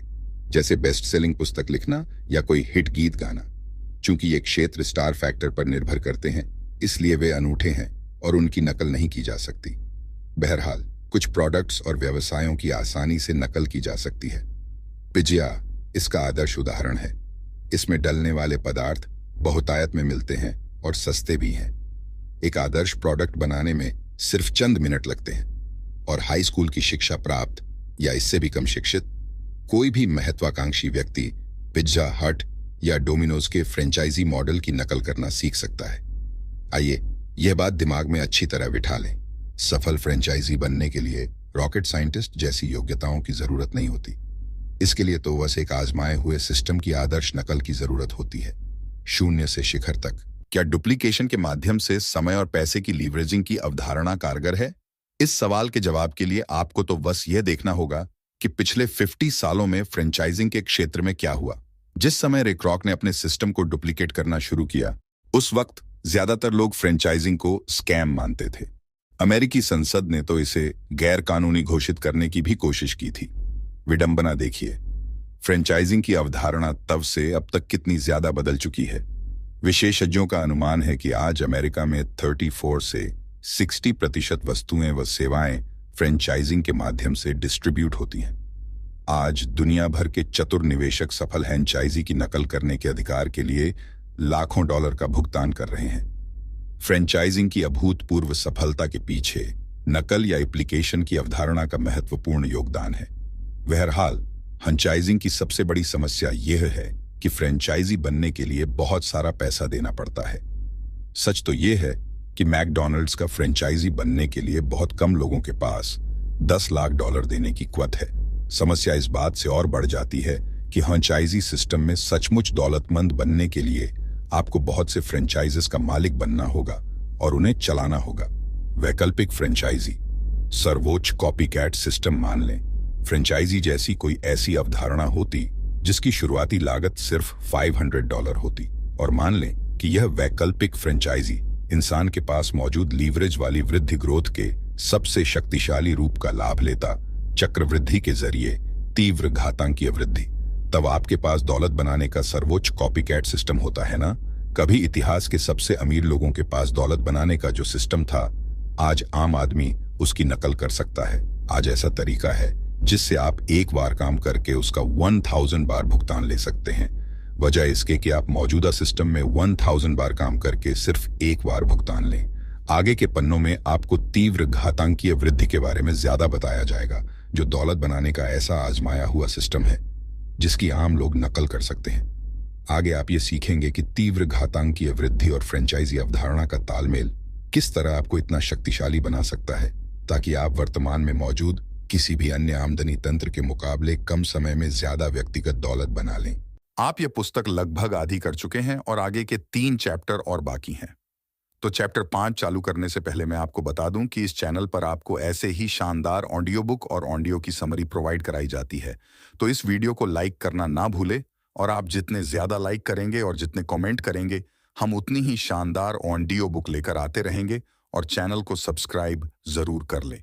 ऐसी ही ऑडियो बुक पाने के लिए आइए देखते हैं चैप्टर 5। चैप्टर 5, तीव्र घातांकीय वृद्धि। दौलत बनाने का फॉर्मूला। अगर आप अमीर बनना चाहते हैं तो बस किसी ऐसे व्यक्ति को खोज लें जो बहुत सारे पैसे बना रहा हो और वही करें जो वह कर रहा है। मैं इस अध्याय की शुरुआत एक प्रसंग से करना चाहूंगा। यह ओसियोला मैककार्टी नामक 88 साल की धोवन के बारे में है। यह प्रसंग आपकी आंखें खोल देगा और आप दुनिया में दौलत बनाने वाले लीवरेज के सबसे शक्तिशाली, सबसे सर्वसुलभ रूप को देख सकेंगे। इसे चक्रवृद्धि कहा जाता है और इसमें रंग को राजा बनाने की शक्ति होती है। मुश्किल जिंदगी। एक बात तो तय थी, ओसियोला मैककार्टी की जिंदगी मुश्किल थी। दूसरे ग्रेड में ही उन्हें स्कूल की पढ़ाई छोड़नी पड़ी। 8 साल की उम्र में ही वे पड़ोसियों के कपड़े धोने और प्रेस करने में अपनी मां की मदद करने लगी। 70 साल बाद भी ओसियोला धोवन का ही काम कर रही थी। द्वितीय विश्व युद्ध के अंत तक वे एक बंडल के $1.5-2 लेती थीं। बंडल का मतलब था 4 लोगों के परिवार की हफ्ते भर की लॉन्ड्री। युद्ध के बाद उन्होंने भाव बढ़ाकर $10 प्रति बंडल कर दिए। अपने सबसे अच्छे साल में भी दिन में 10 घंटे काम करने और सप्ताह में 6 दिन तक काम करने के बाद भी ओसियोला को कभी $9000 से ज्यादा आमदनी नहीं हुई। छोटी छोटी बचतों से बड़ा फर्क पड़ता है। 40 साल की उम्र में ओसियोला आखिरकार पैसे बचाना शुरू करने में कामयाब हुई। उन्होंने पहले तो पेनी और निकल बचाए, फिर क्वार्टर्स और अंततः डॉलर के नोट। उन्होंने अपनी बचत एक स्थानीय बैंक में जमा कर दी और उसे पलट कर नहीं देखा। वक्त के साथ उनकी बचत बढ़ती गई और मूलधन तथा बचत पर ब्याज बढ़ता चला गया। 1995 की गर्मियों में ओसियोला मैककार्टी ने, जो प्राइमरी स्कूल की ड्रॉप आउट थीं और जिनकी आमदनी कभी एक साल में $9,000 से ज्यादा नहीं रही, यूनिवर्सिटी ऑंक्र सदर्न मिसिसिपी को $15,000 का दान दिया। चक्रवृद्धि, दुनिया का 8वां चमत्कार। ऐसा कैसे संभव हुआ? लगभग अशिक्षित और औसत से कम आमदनी वाली आम महिला इतनी दौलत कैसे इकट्ठी कर पाई? ओसियोला के खुद के शब्दों में, दौलत बनाने का रहस्य है चक्रवृद्धि ब्याज। वेस्टर ने चक्रवृद्धि ब्याज को इस तरह परिभाषित किया कि मूलधन और संग्रहीत ब्याज दोनों पर ब्याज का भुगतान। इस परिभाषा में प्रमुख शब्द है संग्रहीत। अगर दोबारा निवेश करने के बजाय मूलधन या ब्याज को खर्च कर दिया जाए तो चक्रवृद्धि की शक्ति कम हो जाती है। चक्रवृद्धि को दोगुना होने की अवधारणा भी कहा जाता है। इसने इतिहास में जितनी दौलत पैदा की है उतनी किसी निवेश साधन ने नहीं की। चक्रवृद्धि की बदौलत आपका पैसा आपके लिए हमेशा काम करता रहता है, भले ही आप काम न कर रहे हों।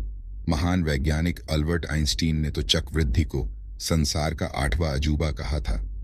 वाकई चक्रवृद्धि दौलत बनाने का ऐसा सिद्धांत है जो वॉल स्ट्रीट और बैंकिंग उद्योग को चलाता है। तीव्र घातांकीय वृद्धि इक्वल साइन विस्फोटक वृद्धि। चक्रवृद्धि में ऐसा क्या है जिसकी बदौलत इसे दुनिया का 8वां चमत्कार कहा जाता है? चक्रवृद्धि का कौन सा गुण छोटी सी बचत को दौलत में बदल देता है? जवाब है तीव्र घातांकीय वृद्धि, जो समय और धन की लीवरेजिंग का सर्वोच्च साधन है। 72 का नियम। लोग घातांकीय वृद्धि की जबरदस्त शक्ति को ज्यादा अच्छी तरह अंजने के लिए आइए हम 72 के नियम की दोगुनी करने वाली अवधारणा पर नजर डालते हैं।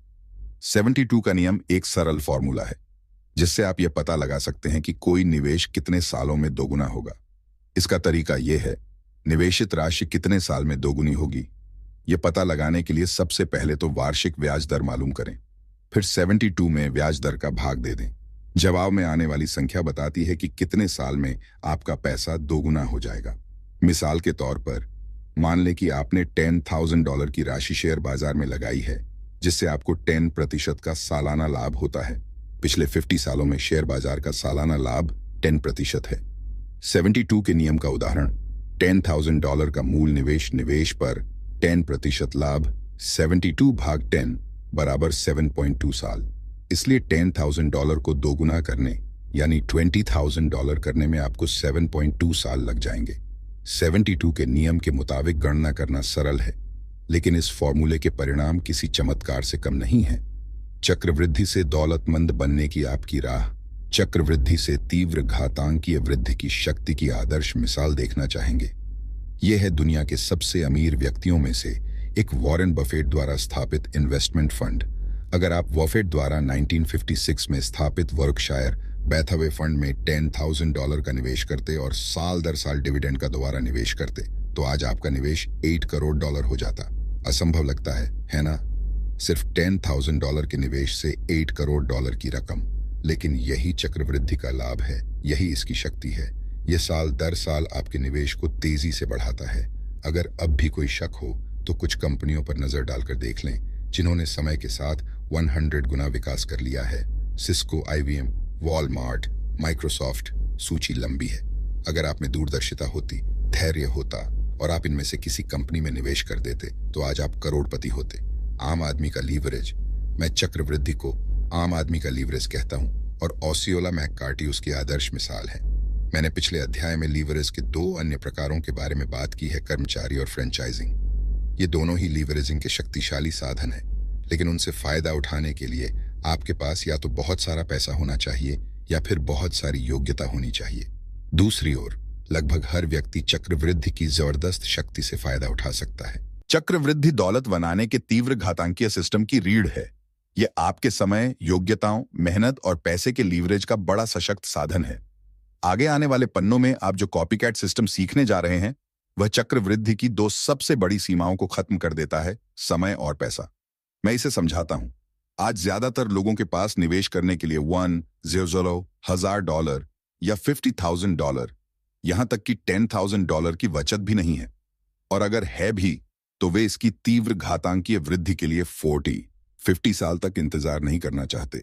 जीवन यापन का खर्च आसमान छूने लगा है और 2 आमदनी वाले परिवारों को भी खर्च चलाने में मुश्किल आ रही है।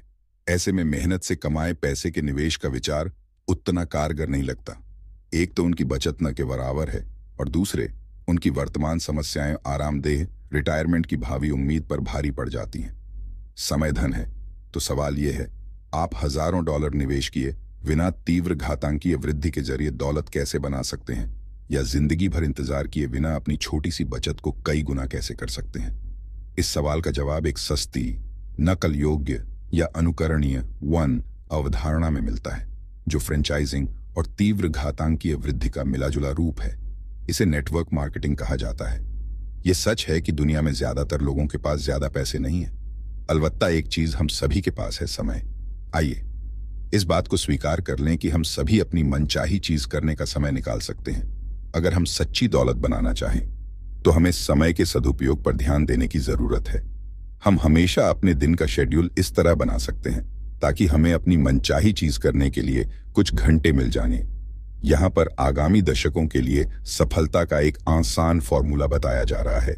T=, एक कॉपीकेट मॉडल, फ्रेंचाइजिंग की अवधारणा की नकल करने में निवेशित समय E=, तीव्र घातांकीय वृद्धि S=, आर्थिक स्वतंत्रता TXE=S। आगे के पन्नों में आप सीखेंगे कि नेटवर्क मार्केटिंग किस तरह आपको दौलतमंद बनने की राह पर ले जाती है, जिसमें आप अपने पैसे का नहीं बल्कि समय का निवेश करते हैं।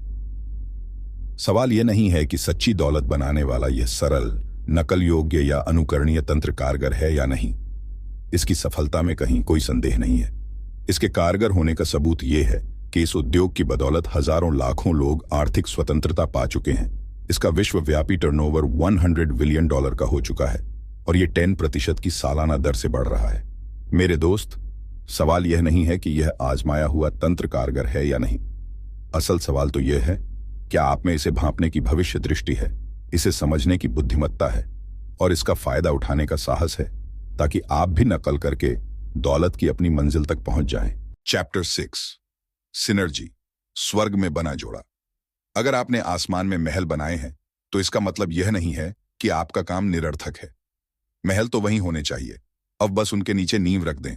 नेस्ट हाम्वी नामक एक संकल्पवान अप्रवासी 1905 मेले में पेपर थिन पर्शियन वैफल्स बेचने की विश्व पूरी कोशिश कर रहा था। वह सूरज उगने से डूबने तक खड़ा रहता था, अपने वैफल स्टैंड के पास से गुजरने वाले हर व्यक्ति को मुफ्त सैंपल भी देता था, लेकिन किसी चीज से सफलता नहीं मिल रही थी। कोई भी उसके वैफल्स नहीं खरीद रहा था। वह यह देख देखकर और भी ज्यादा दुखी था कि उसे 2 वृत्त छोड़कर लगे आइसक्रीम वे पर भीड़ लगी रहती थी। हर दिन मेले में घूमने वाले हजारों लोग गर्मी और भूख से परेशान होकर अर्नेस्ट के सूने वैफल बूथ के पास से गुजरते थे और आइसक्रीम बूथ के सामने लाइन में खड़े हो जाते थे। अर्नेस्ट दिन भर देखता था कि आइसक्रीम बेचने वाला दोनों हाथों से कमाई कर रहा था। ये जले पर नमक छिड़कने जैसा था। एक गर्म भीड़ भरी दोपहर को अर्नेस्ट की किस्मत अचानक पलट गई। आइसक्रीम इतनी तेजी से बिक रही थी कि वह जिस कप में भरकर बेची जा रही थी वे कप ही खत्म हो गए। आइसक्रीम वाला दौड़कर अर्नेस्ट के वैफल स्टैंड तक आया और अतिरिक्त प्लेट्स मांगने लगा। स्वर्ग में बना जोड़ा, अर्नेस्ट के पास एक भी प्लेट नहीं थी। उसके पास तो नर्म मीठे पर्शियन वैफल्स के ढेर थे, जिन्हें कोई मुफ्त में भी लेने को तैयार नहीं था। अचानक अर्नेस्ट के मन में एक विचार आया, क्यों ना वह अपने वैफल का एक कोन बना ले जिसमें आइसक्रीम बेची जा सके। उसने अपने विचार पर अमल करते हुए वैफल का कोन बनाया और यह जादू की तरह कामयाब हुआ और यह आइसक्रीम कोन के साथ दुनिया की प्रेम कहानी की शुरुआत थी। आइसक्रीम और अर्नेस्ट के वैफल कोन घोड़ा और गाड़ी की तरह एक साथ सरपट भागने लगे। यह स्वर्ग में बना जोड़ा था। आइसक्रीम कोन रातों रात मशहूर हो गए और 1905 के विश्व मेले की सबसे हिट चीज साबित हुए। आज एक सदी बाद भी आइसक्रीम कोन दुनिया का प्रिय व्यंजन है। आइसक्रीम कोन का प्रसंग सिनर्जी की अवधारणा का बेहतरीन उदाहरण है। इसका मतलब है कि 2 अलग अलग प्रोडक्ट्स या अवधारणाओं का तालमेल अक्सर इसके हिस्सों के योग से ज्यादा होता है। आइसक्रीम कोन सक्रिय सिनर्जी की मिसाल है। आइसक्रीम का स्वाद अच्छा होता है, वैफल्स का स्वाद अच्छा होता है, उन्हें एक साथ मिला दें, उनका स्वाद गजब का होता है। खनात्मक सिनर्जी की जबरदस्त शक्ति। इतिहास ऐसी घटनाओं से भरा हुआ है जहां 2 अलग अलग अवधारणाओं की सिनर्जी से क्रांतिकारी प्रोडक्ट्स उत्पन्न हुए, अविश्वसनीय रूप से लाभकारी उद्योगों का जन्म हुआ और वृहद अवसर पैदा हुए। सिनर्जी की मेरी एक प्रिय कहानी एक बड़ी फॉर्च्यून 500 कंपनी DTM कॉरपोरेशन के एक ऐतिहासिक बेस्ट सेलिंग प्रोडक्ट के बारे में है। इस कंपनी के एक कर्मचारी के सामने एक समस्या थी। वह चर्च में जो भजन की पुस्तक पढ़ता था, उसका बुकमार्क बार बार गिर जाता था। वह इस समस्या को दूर करने का तरीका खोज रहा था। एक दिन कंपनी के विचार मंथन सत्र में उसने अपनी समस्या यथी। इससे कंपनी के एक केमिकल इंजीनियर को एक नए एडहेसिव का असफल प्रयोग याद आ गया, जिसमें कोई चीज पूरी तरह चिपकने के बजाय हल्के से ही चिपकती थी। इंजीनियर ने कर्मचारी को सुझाव दिया कि अगर वह उस असफल एडहेसिव को नोटपैड के पीछे लगा लेगा तो उसकी समस्या दूर हो जाएगी। प्रयोग सफल हुआ और अंततः नोटपैड और असफल एडहेसिव की असंभव लगने वाली जोड़ी पोस्ट इट नोट बन गई, एक ऐसा प्रोडक्ट जो हर साल OEM को बिलियनों डॉलर कमा कर देता है। सफल सिनर्जी का रहस्य, सफल सिनर्जी की कुंजी है दो अलग अलग दिखने वाली असंबद्ध अवधारणाओं को मिलाकर एक बिल्कुल ही नया प्रोडक्ट या सेवा उत्पन्न करना। कई बार सिनर्जी किस्मत से हो जाती है, जैसा आइसक्रीम कोन के आविष्कार में हुआ। वाकई मामलों में सिनर्जी बहुत रचनात्मक लोगों की असाधारण सोच का परिणाम होती है। कारण चाहे जो हो, सफल सिनर्जी का प्रभाव शक्तिशाली, अप्रत्याशित, विस्फोटक और जिंदगी बदलने वाला होता है। आइए आधुनिक युग की 4 सिनर्जियों पर संक्षिप्त नहर डालते हैं जिन्होंने दुनिया भर के लोगों की जिंदगी बदल दी। कार। अगर विश्वव्यापी सर्वे में लोगों से किसी एक आविष्कार का नाम पूछा जाए जो 20वीं सदी का सबसे ज्यादा प्रतिनिधित्व करता है, तो ज्यादातर लोग संभवतः कार का नाम लेंगे। कार और कुछ नहीं, घोड़ा गाड़ी और इंटरनल कंबशन इंजन का सिनर्जी युक्त तालमेल है। इस सिनर्जी के जरिए जर्मनी में कार्ल बेंच और अमेरिका में हेनरी फोर्ड ने दुनिया को आधुनिक युग में पहुंचा दिया। ईमेल। क्या आप ईमेल के बिना बिजनेस करने की कल्पना कर सकते हैं? टेलीफोन के अपवाद को छोड़कर ईमेल आज उपलब्ध सबसे सस्ता और असरदार व्यावसायिक साधन है। पर्सनल कंप्यूटर और इंटरनेट। पर्सनल कंप्यूटर बेहतरीन सिनर्जी युक्त प्रोडक्ट है। कैलकुलेटर और टाइपराइटर का बेजोड़ तालमेल। 1960 के दशक में एप्पल कंप्यूटर के सह संस्थापक स्टीवन जॉब्स ने एक सपना देखा। उनका सपना था कि निकट भविष्य में एक छोटा, सस्ता, अविश्वसनीय रूप से शक्तिशाली कंप्यूटर दुनिया के हर घर, ऑफिस और स्कूल की डेस्क पर रखा होगा। पीसी को इंटरनेट के साथ जोड़ दें और आपको ई-कॉमर्स बूम मिल जाता है जो बिजनेस और दुनिया के भविष्य को यकीनन बदल देगा। फ्रेंचाइजिंग। संभवतः फ्रेंचाइजिंग 20वीं सदी का सबसे सफल बिजनेस मॉडल है। फ्रेंचाइजिंग सिवर्स जैसे सफल चेन स्टोर और छोटे बिजनेस मालिक का सिनर्जी युक्त तालमेल है। यह अवधारणा पिछले 50 सालों में जबरदस्त सफल रही है। कुछ विशेषज्ञों का अनुमान है कि आज अमेरिका में बिकने वाली 1/3 वस्तुएं और सेवाएं फ्रेंचाइजिंग के माध्यम से बेची जाती हैं। यकीनन इन 4 सफल सिनर्जियों ने दुनिया पर बहुत ज्यादा और गहरा असर डाला है। यकीनन इनमें से हर सिनर्जी ने बेशुमार दौलत कमाने में अनगिनत लोगों की मदद की है, लेकिन यह कहना सुरक्षित है कि इस सूची का अंतिम उदाहरण फ्रेंचाइजिंग ही आम आदमी के लिए सबसे व्यावहारिक साधन है जिसकी नकल करके वह दौलत की राह पर पहुंच सकता है। फ्रेंचाइजिंग नकलचियों का साकार स्वप्न। देखिए, एक बात तो तय है, बहुत कम लोगों के पास नपा कंप्यूटर डिजाइन करने या बनाने, या कार डीलरशिप का मालिक बनने और चलाने, या फैक्स मशीन बेचने वाले रिटेल स्टोर का मालिक बनने लायक दिमाग या पैसा होता है। हकीकत तो यह है कि आप इन व्यवसायों की नकल नहीं कर सकते, क्योंकि इनमें विशेष योग्यताओं या ढेर सारी रकम या दोनों की ही जरूरत होती है। यही फ्रेंचाइजिंग की सुंदर खासियत है। परिभाषा से ही स्पष्ट है कि फ्रेंचाइजी के मॉडल की नकल संभव है। अगर किसी प्रोडक्ट या सेवा की नकल नहीं हो सकती, तो उसका फ्रेंचाइजी बनाना संभव नहीं है। फ्रेंचाइजिंग उपभोक्ताओं के लिए सचमुच वरदान है, क्योंकि इसकी बदौलत किसी सफल प्रोडक्ट या सेवा की दुनिया भर में सैकड़ों हजारों जगहों पर नकल की जा सकती है। एक बार फिर मैकडॉनल्ड्स इसका आदर्श उदाहरण है। पहला रेस्तरां सिर्फ एक शहर सैन बर्नार्डिनो, कैलिफोर्निया में था। वहां खाने वाला लगभग हर व्यक्ति मैकडॉनल्ड भाइयों के सस्ते हैमबर्गर्स और फ्रेंच फ्राइज का दीवाना था। लेकिन फ्रेंचाइजिंग से पहले इन चीजों का स्वाद सिर्फ स्थानीय लोग ही ले पाते थे, क्योंकि रेस्तरां एक ही शहर में था। फ्रेंचाइजिंग के जरिए मैकडॉनल्ड्स ने अपने बर्गर्स और फ्राइज को देश के हर शहर में पहुंचा दिया। आज 30,000 मैकडॉनल्ड्स रेस्तरां 119 देशों में हैं और हर 2 दिन में दुनिया में कहीं न कहीं एक नया रेस्तरां खुल रहा है। अगर उपभोक्ता फ्रेंचाइजिंग की अवधारणा से खुश हैं, तो जरा सोचें कि फ्रेंचाइजी के मालिक और चलाने वाले कितने खुश होंगे। वे तो 7वें आसमान पर होंगे। स्पष्ट रूप से हजारों बिजनेस मालिकों की नजर में फ्रेंचाइजिंग नकलचियों का ऐसा सपना है जो साकार हो चुका है। फ्रेंचाइजिंग यह कैसे काम करती है? दरअसल फ्रेंचाइजिंग एक आजमाया हुआ तरीका है जिसके जरिए लोग किसी सफल बिजनेस की नकल करके दौलत की राह पर पहुंच सकते हैं। फ्रेंचाइजिंग सफल पार्टनरशिप की आदर्श मिसाल है। अम्ब्रेला कंपनी या फ्रेंचाइजी देने वाला किसी निवेशक को एक आजमाया हुआ लाभकारी सिस्टम बेचकर अपना मार्केट शेयर बढ़ाता है। निवेशक या फ्रेंचाइजी लेने वाला एक रेडीमेड बिजनेस को खरीदता है। इसमें जोखिम की आशंका न के बराबर रह जाती है क्योंकि वह उन महंगी गलतियों से बच जाता है जो किसी भी नए शुरुआती बिजनेस में होती ही होती है। यह आपकी भी जीत, मेरी भी जीत, विन विन स्थिति है। फ्रेंचाइजिंग व्यावसायिक सफलता की 20वीं सदी की शायद सबसे महान कहानी है। जब मैकडॉनल्ड्स ने 1950 के दशक में अपना पहला फ्रेंचाइजी खोला तो फ्रेंचाइजिंग को ज्यादातर गंभीर निवेशक धोखाधड़ी स्कैम आई मानते थे। आज सिर्फ 50 साल बाद फ्रेंचाइजिंग विश्वव्यापी क्रांति की श्रेणी में आ चुकी है। आश्चर्यजनक नेटवर्क मार्केटिंग, सर्वोच्च सिनर्जी। पल भर के लिए कल्पना करें कि आप दौलत बनाने वाली सर्वोच्च सिनर्जी पैदा करने के प्रभारी होते, जो इतनी जबरदस्त, इतनी शक्तिशाली होती कि इस दुनिया में रहने वाले हर इंसान को स्पर्श करती और इस प्रक्रिया में उनकी जिंदगी को बेहतर बनाती या समृद्ध करती। आपको ऐसी नकल योग्य या अनुकरणीय सिनर्जी उत्पन्न करनी होती ताकि कोई भी उसकी नकल कर सके। आपको इतनी सस्ती सिनर्जी उत्पन्न करनी होती ताकि कोई भी उससे जुड़ सके। अपंकी सिनर्जी सामान्य के बजाय तीव्र घातांकीय दर से बढ़ती। आपकी सिनर्जी दुनिया भर में उपलब्ध होती। आपकी सिनर्जी पुरुषों और महिलाओं, युवाओं और वृद्धों, अमीरों और गरीबों सभी को फायदा पहुंचाती। आपकी सिनर्जी दौलत बनाने का सर्वोच्च कॉपीकेट सिस्टम होती। देखिए, मुझे यह बताते हुए खुशी हो रही है कि ऐसी क्रांतिकारी सिनर्जी मौजूद है। यह स्वर्ग में वत्ता जोड़ा है।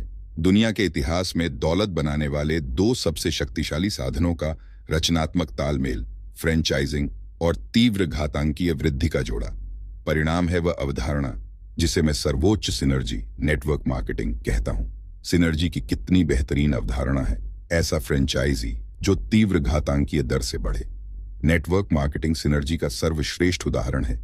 यह आइसक्रीम है, यह कार है, यह फैक्स मशीन है। और मेरे शब्दों पर गौर करें, अगर आप सोच रहे हो कि फ्रेंचाइजिंग कितनी बढ़िया चीज है तो आपने अभी कुछ देखा ही नहीं है। चैप्टर 7, नेटवर्क मार्केटिंग, सर्वोच्च कॉपीकैट सिस्टम। मैंने हमेशा महसूस किया है कि मुझे आविष्कारक नहीं, सिर्फ अच्छा नकलची बनना।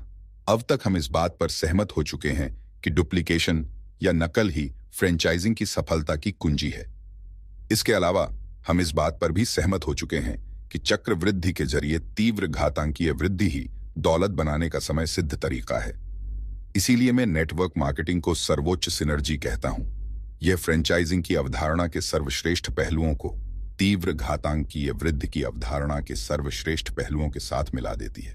यह स्वर्ग में बना जोड़ा है। ये दोनों अवधारणाएं मिलकर दौलत बनाने वाला सर्वोच्च कॉपीक्रेट सिस्टम नेटवर्क मार्केटिंग कैसे बनाती है, यह जानने से पहले आइए कुछ पल ठहर कर इन अवधारणाओं की समीक्षा कर लें। अलाभकारी सेवक की नीति क्या?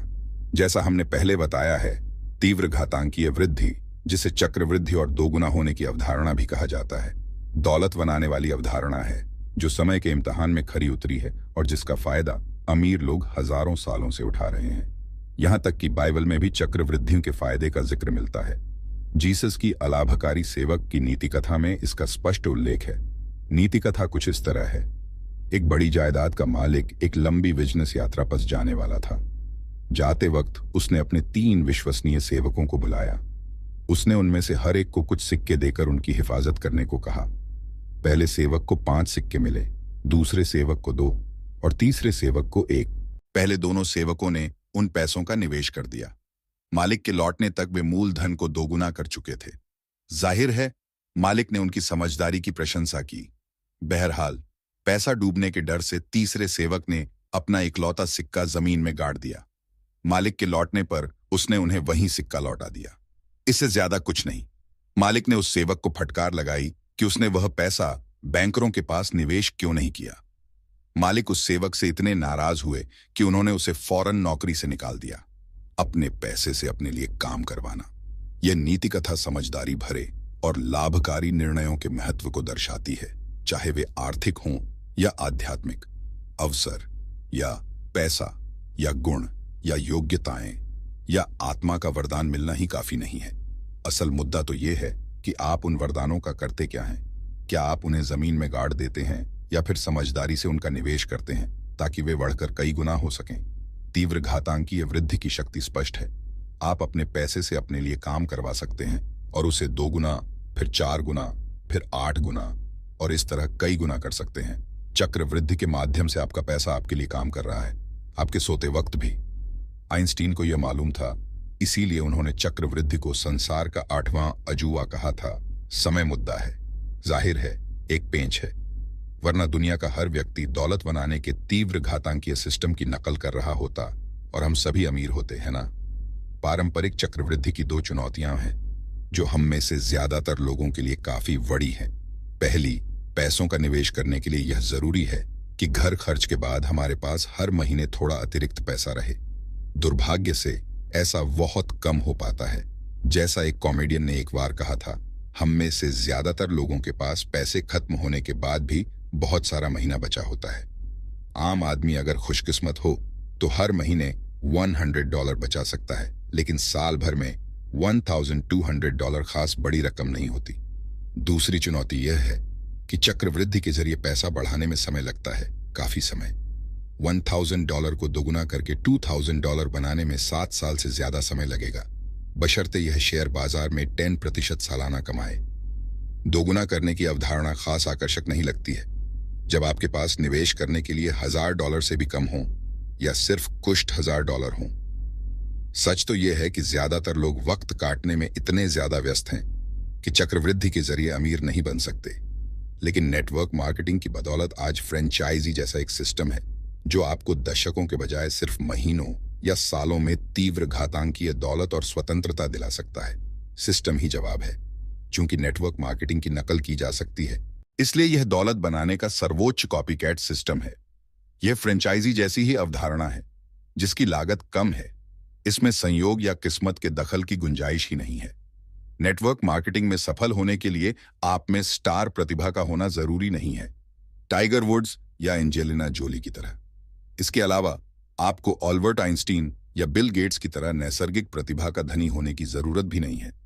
मनोरंजन उद्योग के विपरीत नेटवर्क मार्केटिंग एक सितारे के आसपास नहीं बनता है। यह तो साधारण लोगों के इर्द गिर्द बनता है जो असाधारण परिणाम पा रहे हैं, एक आजमाए हुए सिस्टम की नकल करके, जिसे वे दूसरों को भी सिखाते हैं। नेटवर्क मार्केटिंग का एक वर्णन यह भी है, औसत से ज्यादा आमदनी कमाने वाले औसत लोग फ्रेंचाइजी शुरू करने में लाखों डॉलर खर्च होता है, जबकि नेटवर्क मार्केटिंग फ्रेंचाइजी सिर्फ $500 के निवेश से ही शुरू हो जाता है। इसीलिए कुछ विशेषज्ञ नेटवर्क मार्केटिंग को जनता का फ्रेंचाइजी कहते हैं और इसीलिए मैं इसे वैकल्पिक फ्रेंचाइजी कहता हूं। सही योजना की नकल करना, एक बड़ा लाभकारी फ्रेंचाइजी बनाना दरअसल वैसा ही है जैसा कि एक बड़ी लाभकारी नेटवर्क मार्केटिंग डिस्ट्रीब्यूटरशिप बनाना। दोनों ही के लिए आपको हुनरमंद नकलची के रूप में अपनी ईश्वर प्रदत्त योग्यताओं का लाभ उठाने की जरूरत होती है। जैसा हम सहमत हो चुके हैं, यह गुण आप में पहले से ही मौजूद है। नेटवर्किंग के माध्यम से आप फ्रेंचाइजिंग जैसी अवधारणा की नकल करते हैं जिससे सच्ची दौलत मिलती है। दूसरी ओर नौकरी के मार्ग की नकल करने से आपको सिर्फ अस्थायी आमदनी ही मिलती है। जब आप किसी फ्रेंचाइजी में पैसा निवेश करते हैं या जब आप नेटवर्क मार्केटिंग बिजनेस में समय निवेश करते हैं तो आप दरअसल सिस्टम में निवेश कर रहे हैं। शून्य से शुरू करके मैकडॉनल्ड्स जितना विशाल मल्टीबिलियन कॉरपोरेशन बनाने की कोशिश करने के बजाय क्या इसमें ज्यादा समझदारी नहीं है कि सफलता के इसके ब्लूप्रिंट का अनुसरण किया जाए? सबसे बढ़कर मैकडॉनल्ड्स कॉरपोरेशन अपने फ्रेंचाइजीज को एक त्रुटि रहित सिस्टम देता है। लोग मैकडॉनल्ड्स के बेहतरीन ट्रेनिंग सेंटर का नाम सुनकर हंस सकते हैं, जिसे हैमबर्गर यूनिवर्सिटी कहा जाता है, लेकिन मैकडॉनल्ड्स के मुख्यालय, प्रशिक्षण और शिक्षा में इसे बहुत अहम माना जाता है। मैकडॉनल्ड्स फ्रेंचाइजी पाने के लिए आपको हैमबर्गर यूनिवर्सिटी जाना होगा और उनके आजमाए हुए सिस्टम की नकल करना सीखना होगा। एक ऐसा तंत्र जो जादू की पुड़िया की तरह 50 सालों से कारगर है। अगर आप सिस्टम की नकल नहीं करना चाहते हैं तो आपको फ्रेंचाइजी मिलता ही नहीं है। ये इतना ही आसान समीकरण है। मैकडॉनल्ड्स वाले कतई नहीं चाहते कि उनका कोई फ्रेंचाइजी असफल हो। फ्रेंचाइजिंग विजेता है। मुझे लगता है ये कहना सुरक्षित है कि 1980 और 1990 के दशक में फ्रेंचाइजिंग दुनिया की सबसे गर्मागर्म अवधारणा थी। और इस उद्योग में अब भी अभूतपूर्व वृद्धि हो रही है। एंटरप्रेन्योर पत्रिका के अनुसार 2009 में दुनिया भर के 750,000 फ्रेंचाइजीज ने $1 ट्रिलियन की बिक्री की। आपने सही पढ़ा, $1 ट्रिलियन। सिर्फ 60 साल पहले फ्रेंचाइजिंग को धोखाधड़ी माना जाता था और अमेरिकी संसद इस पर प्रतिबंध लगाने वाली थी। इसे देखते हुए आज इसकी विश्वस्तरीय प्रतिष्ठा को देखकर हैरानी होती है। नेटवर्क मार्केटिंग फ्रेंचाइजिंग की तुलना में कैसी है? नेटवर्क मार्केटिंग कंपनियों सफल फ्रेंचाइजी जैसी ही भूमिका निभाती हैं। नेटवर्किंग कंपनी अपने फ्रेंचाइजीज, जो डिस्ट्रीब्यूटर्स के नाम से ज्यादा मशहूर हैं, की मदद करने के लिए क्वालिटी प्रोडक्ट्स और एक रेडीमेड सिस्टम देती है, जिसे आजमाई हुई मार्केटिंग और शैक्षणिक सामग्री का समर्थन हासिल होता है, जैसे ब्रोशरों, फ्लायर्स, टेप्स आदि।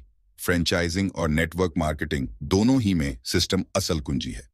आपकी सफलता नवाचार, नए प्रयोग नहीं, बल्कि नकल करने की आपकी योग्यता पर निर्भर करती है। आप निर्धारित सिस्टम की नकल में जितने माहिर होंगे, उतने ही ज्यादा सफल बनेंगे। चाहे आप नेटवर्क मार्केटिंग कंपनी में कभी भी शामिल हों, आप हमेशा अपनी कंपनी के मुखिया होते हैं और आपका हर स्वतंत्र डिस्ट्रीब्यूटर भी अपनी कंपनी का मुखिया होता है। यह सचमुच सीईओज का नेटवर्क है। फ्रेंचाइजिंग की तुलना में नेटवर्किंग के फायदे। हालांकि फ्रेंचाइजिंग और नेटवर्किंग दोनों ही नकल पर आधारित सिस्टम्स हैं, लेकिन फ्रेंचाइजिंग की तुलना में नेटवर्किंग के लाभ ज्यादा हैं। इन दोनों आजमाए हुए कॉपीकेट सिस्टम्स के इस तुलनात्मक चार्ट पर नजर डालें। जैसा आप देख सकते हैं, नेटवर्क मार्केटिंग फ्रेंचाइजिंग के सर्वश्रेष्ठ गुण तो शामिल कर लेती है, एक नकल योग्य या अनुकरणीय सिस्टम की अवधारणा, लेकिन बुरी चीजों को छोड़ देती है। परिणाम स्वरूप नेटवर्किंग कॉपीकैट मार्केटिंग को एक बिल्कुल नए स्तर पर ले जाती है। इसीलिए कुछ विशेषज्ञ नेटवर्क मार्केटिंग को मुक्त उद्यम के विकास का अगला चरण कहते हैं। तीव्र घातांकीय वृद्धि वाला फ्रेंचाइजी की तरह आपके नेटवर्क का हर डिस्ट्रीब्यूटर अपने बिजनेस का मालिक होता है। वह प्रोडक्ट्स तो डिस्ट्रीब्यूट करता ही है, साथ साथ डिस्ट्रीब्यूटर्स का नेटवर्क भी बनाता है। लेकिन नेटवर्क मार्केटिंग में फ्रेंचाइजिंग जैसा कोई बंधन नहीं है। कोई फ्रेंचाइजी लाख चाहने पर भी फ्रेंचाइजर नहीं बन सकता, लेकिन नेटवर्क मार्केटिंग में यह आसानी से किया जा सकता है। आप फ्रेंचाइजर बनकर दूसरे लोगों को अपने बिजनेस में शामिल कर सकते हैं और उन्हें दौलत बनाने के आजमाए हुए सिस्टम की नकल करना सिखा सकते हैं। दूसरे शब्दों में, फ्रेंचाइजी के मालिक हमेशा सामान्य वृद्धि के चक्र में ही फंसे रहेंगे, चाहे वे कितने ही फ्रेंचाइजी के मालिक बन जाएं। फ्रेंचाइजी बिजनेस का सामान्य वृद्धि का चार्ट कुछ इस तरह दिखेगा। चाहे आप कितने हो अतिरिक्त फ्रेंचाइजी के मालिक बन जाएं, वृद्धि हमेशा सामान्य ही रहेगी। इसका मतलब है कि आप कभी को अपने 6 फ्रेंचाइजीज के कुल लाभ से ज्यादा नहीं कमा सकते। दूसरे परिदृश्य में, हम ये मान लेते हैं कि आप स्वतंत्र डिस्ट्रीब्यूटर्स के बढ़ते हुए नेटवर्क के मुखिया हैं। समय के साथ आपने 6 प्रमुख डिस्ट्रीब्यूटर्स को स्पॉन्सर कर लिया है। आपने उन्हें अपनी नकल करना सिखा दिया है और इसकी बदौलत उन्होंने भी 6 प्रमुख डिस्ट्रीब्यूटर्स को स्पॉन्सर कर लिया है। उनमें से हर डिस्ट्रीब्यूटर सिस्टम की नकल करता है और 6 अन्य डिस्ट्रीब्यूटर्स को स्पॉन्सर कर लेता है। इस तरह यह सिलसिला चलता रहता है। आपके नेटवर्किंग बिजनेस का तीव्र घातांकीय वृद्धि चार्ट कुछ इस तरह दिखेगा, जैसा आप साफ साफ देख सकते हैं। 6 डिस्ट्रीब्यूटर्स को स्पॉन्सर करके और उन्हें अपने कामों की नकल करना सिखाकर आप अपने बिजनेस की लीवरेजिंग करेंगे और सैकड़ों वैकल्पिक फ्रेंचाइजी सिर्फ 6 पारंपरिक फ्रेंचाइजीज के विपरीत तैयार कर लेंगे। और यह तो आइसबर्ग की ऊपरी नोक ही है। जब तीव्र घातांकीय वृद्धि की 2 गुना होने वाली अवधारणा शुरू होती है, तो वृद्धि विस्फोटक हो जाती है। तीव्र घातांकीय वृद्धि की शक्ति की बदौलत कुछ नेटवर्क मार्केटर्स के संगठनों में हजारों, यहां तक कि लाखों लोग होते हैं। जरा कल्पना करें कि आपको इनमें से हर डिस्ट्रीब्यूटर द्वारा उत्पन्न सकल प्रोडक्ट वॉल्यूम पर कमीशन मिल रहा हो। कोई हैरानी नहीं कि कुछ नेटवर्क मार्केटर्स अमीर और मशहूर लोगों जैसी जीवन शैली जीते हैं। आपको अनुशंसा के पैसे मिलते हैं। हम सभी जानते हैं कि सबसे अच्छा विज्ञापन बातचीत के माध्यम से होता है ना? हम सभी हर वक्त यही करते हैं। अगर हम फॉरेस्ट गंप जैसी बेहतरीन फिल्म देखते हैं, तो हम अपने सभी दोस्तों को इसे देखने की अनुशंसा करते हैं। लेकिन जब हमारे दोस्त इसे देखने वेटर जाते हैं, तो क्या हमें अनुशंसा के लिए पैसे मिलते हैं? नहीं, बिल्कुल नहीं। यही बेहतरीन रेस्तरां की अनुशंसा के मामले में भी होता है। जब हम किसी जबरदस्त रेस्तरां में डिनर करते हैं, तो हम लौटकर अपने दोस्तों और परिवार वालों के सामने उसकी तारीफ करते हैं।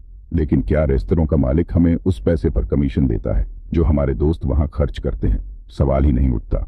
नेटवर्क मार्केटिंग में आपको प्रोडक्ट्स और सेवाओं की अनुशंसा करने के लिए कमीशन मिलता है। यह तो नेकी और पूछ पूछ वाली बात है क्योंकि बगैर कमीशन के भी आप उनका इस्तेमाल और अनुशंसा करते हैं। यह एक जीत जीत स्थिति है और यह दुनिया में सबसे सफल, सबसे नैतिक किस्म की मार्केटिंग है। नेटवर्क मार्केटिंग किस तरह काम करती है? देखिए, मैकडॉनल्ड्स ने दुनिया में 20,000 से ज्यादा रेस्तराओं के साथ कारोबार शुरू नहीं किया था।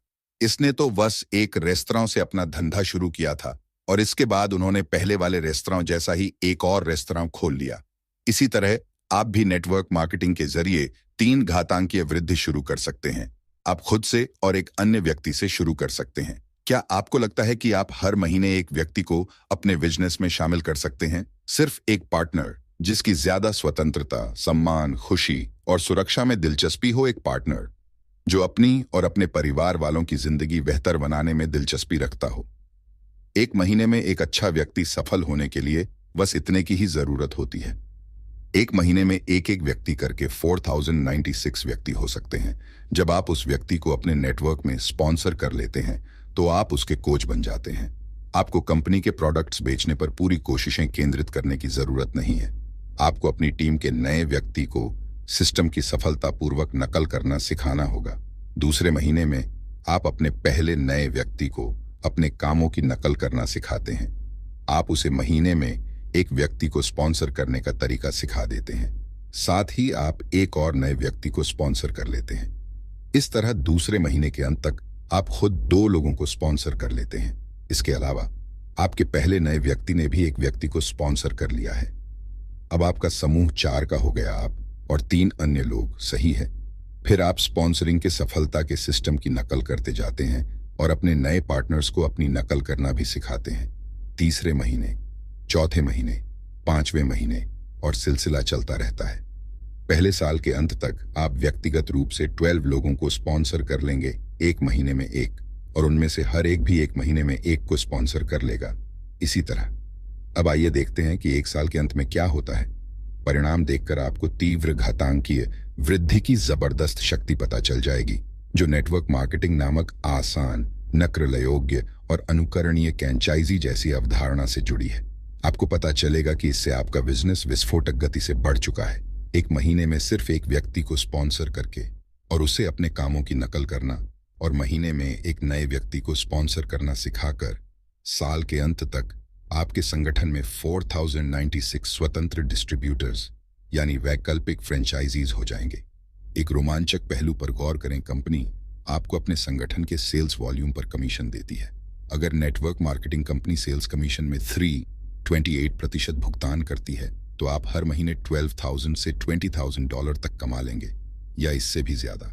मेरे दोस्त, दौलत की राह की नकल करने का तरीका यही है। नेटवर्क मार्केटिंग के बारे में अविवादित तथ्य। हम नेटवर्क मार्केटिंग में निहित सिद्धांत के बारे में काफी बात कर चुके हैं। अब आइए इस प्रगतिशील उद्योग से संबंधित कुछ तथ्यों पर नजर डालते हैं। सबसे पहले तो फ्रेंचाइजिंग की तरह ही नेटवर्क मार्केटिंग उद्योग भी 60 साल से मौजूद है। यह निर्माता से उपभोक्ता तक प्रोडक्ट्स और सेवाएं पहुंचाने का शक्तिशाली और कार्यकुशल तरीका है। आज नेटवर्क मार्केटिंग 125 देशों में बिजनेस के वैध तरीके के रूप में स्थापित हो चुका है। आज दुनिया भर में लगभग 6.76 करोड़ लोग किसी न किसी नेटवर्किंग कंपनी के स्वतंत्र डिस्ट्रीब्यूटर हैं। अरबपति निवेशक वॉरेन बफेट भी एक नेटवर्क मार्केटिंग कंपनी खरीदकर इस उद्योग में कदम रख चुके हैं। यह स्पष्ट है, नेटवर्क मार्केटिंग सिर्फ कोरा सिद्धांत ही नहीं है, यह अब विवादास्पद भी नहीं है। आज नेटवर्क मार्केटिंग वही है जहां फ्रेंचाइजिंग 40-50 साल पहले थी। यह जनता की फ्रेंचाइजी की अवधारणा है जो तीव्र घातांकीय गति से बढ़ती है। अब यह अपने चरम विकास के दौर में दाखिल हो रही है। दिन दूनी रात चौगुनी गति से बढ़ना। नेटवर्क मार्केटिंग उद्योग ने पिछले कुछ सालों में अभूतपूर्व विकास किया है। जब मैंने 1990 के दशक की शुरुआत में इस उद्योग के बारे में लिखना शुरू किया था, तब इसका सालाना बिजनेस $20 बिलियन था। उसके बाद इसने हर साल 10% वृद्धि की और 2009 में इसकी विश्वव्यापी बिक्री $100 बिलियन थी। और सबसे अच्छी खबर यह है कि आगे और भी ज्यादा तीव्र विकास की संभावना है।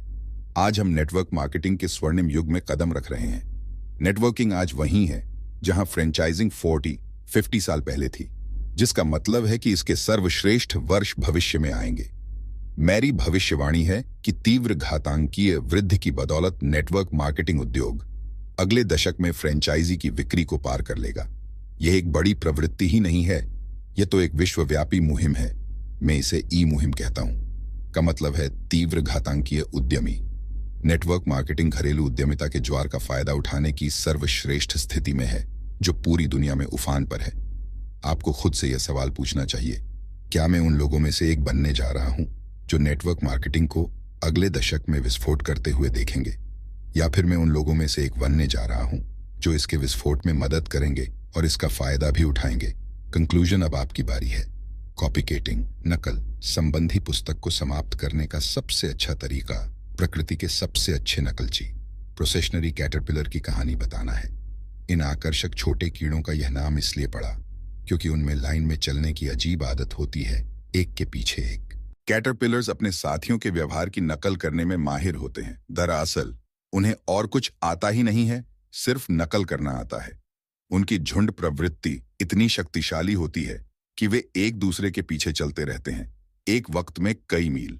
बरसों पहले एक फ्रांसीसी वैज्ञानिक ने एक अनौपचारिक प्रयोग करके यह पता लगाने की कोशिश की कि प्रोसेशनरी कैटरपिलर की झुंड प्रवृत्ति कितनी शक्तिशाली होती है।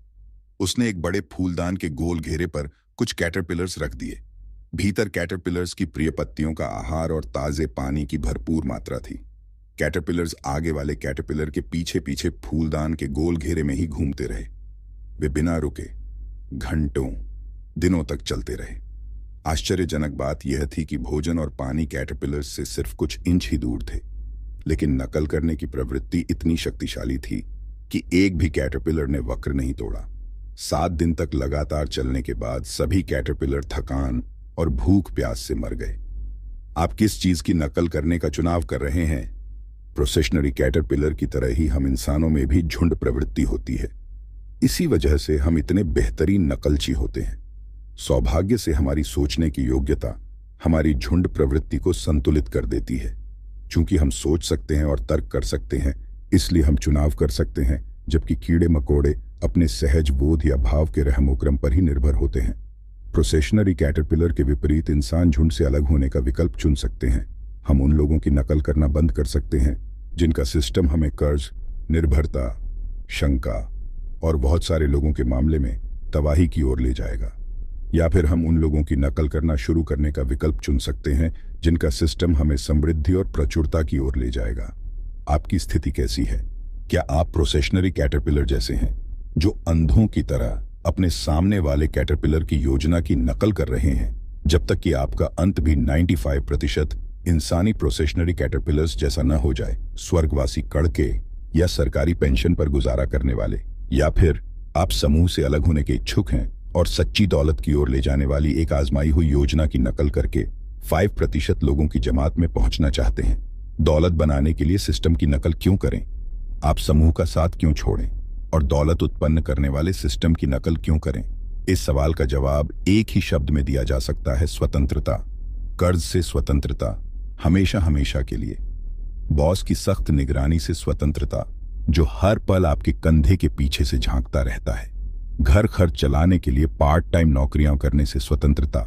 अपने काम के घंटे और वैकेशन का शेड्यूल खुद तय करने की स्वतंत्रता। किसी दूसरे के सपने के बजाय अपने खुद के सपने साकार करने की स्वतंत्रता। और उस पूर्णकालिक तनाव से स्वतंत्रता जो बहुत कम पैसे की खातिर बहुत ज्यादा काम करने से होता है। सच्ची दौलत का मतलब है आप जो चाहें जब चाहें उसे करने के लिए आपके पास पर्याप्त पैसा और पर्याप्त समय हो। सच्ची दौलत फ्री, स्वतंत्र शब्द को फ्री एंटरप्राइज, स्वतंत्र उद्यम में रख देती है। और मेरे दोस्त, यही सबसे बड़ा कारण है कि हमें सच्ची दौलत बनाने वाले सिस्टम की नकल करनी चाहिए। अब आपकी बारी है।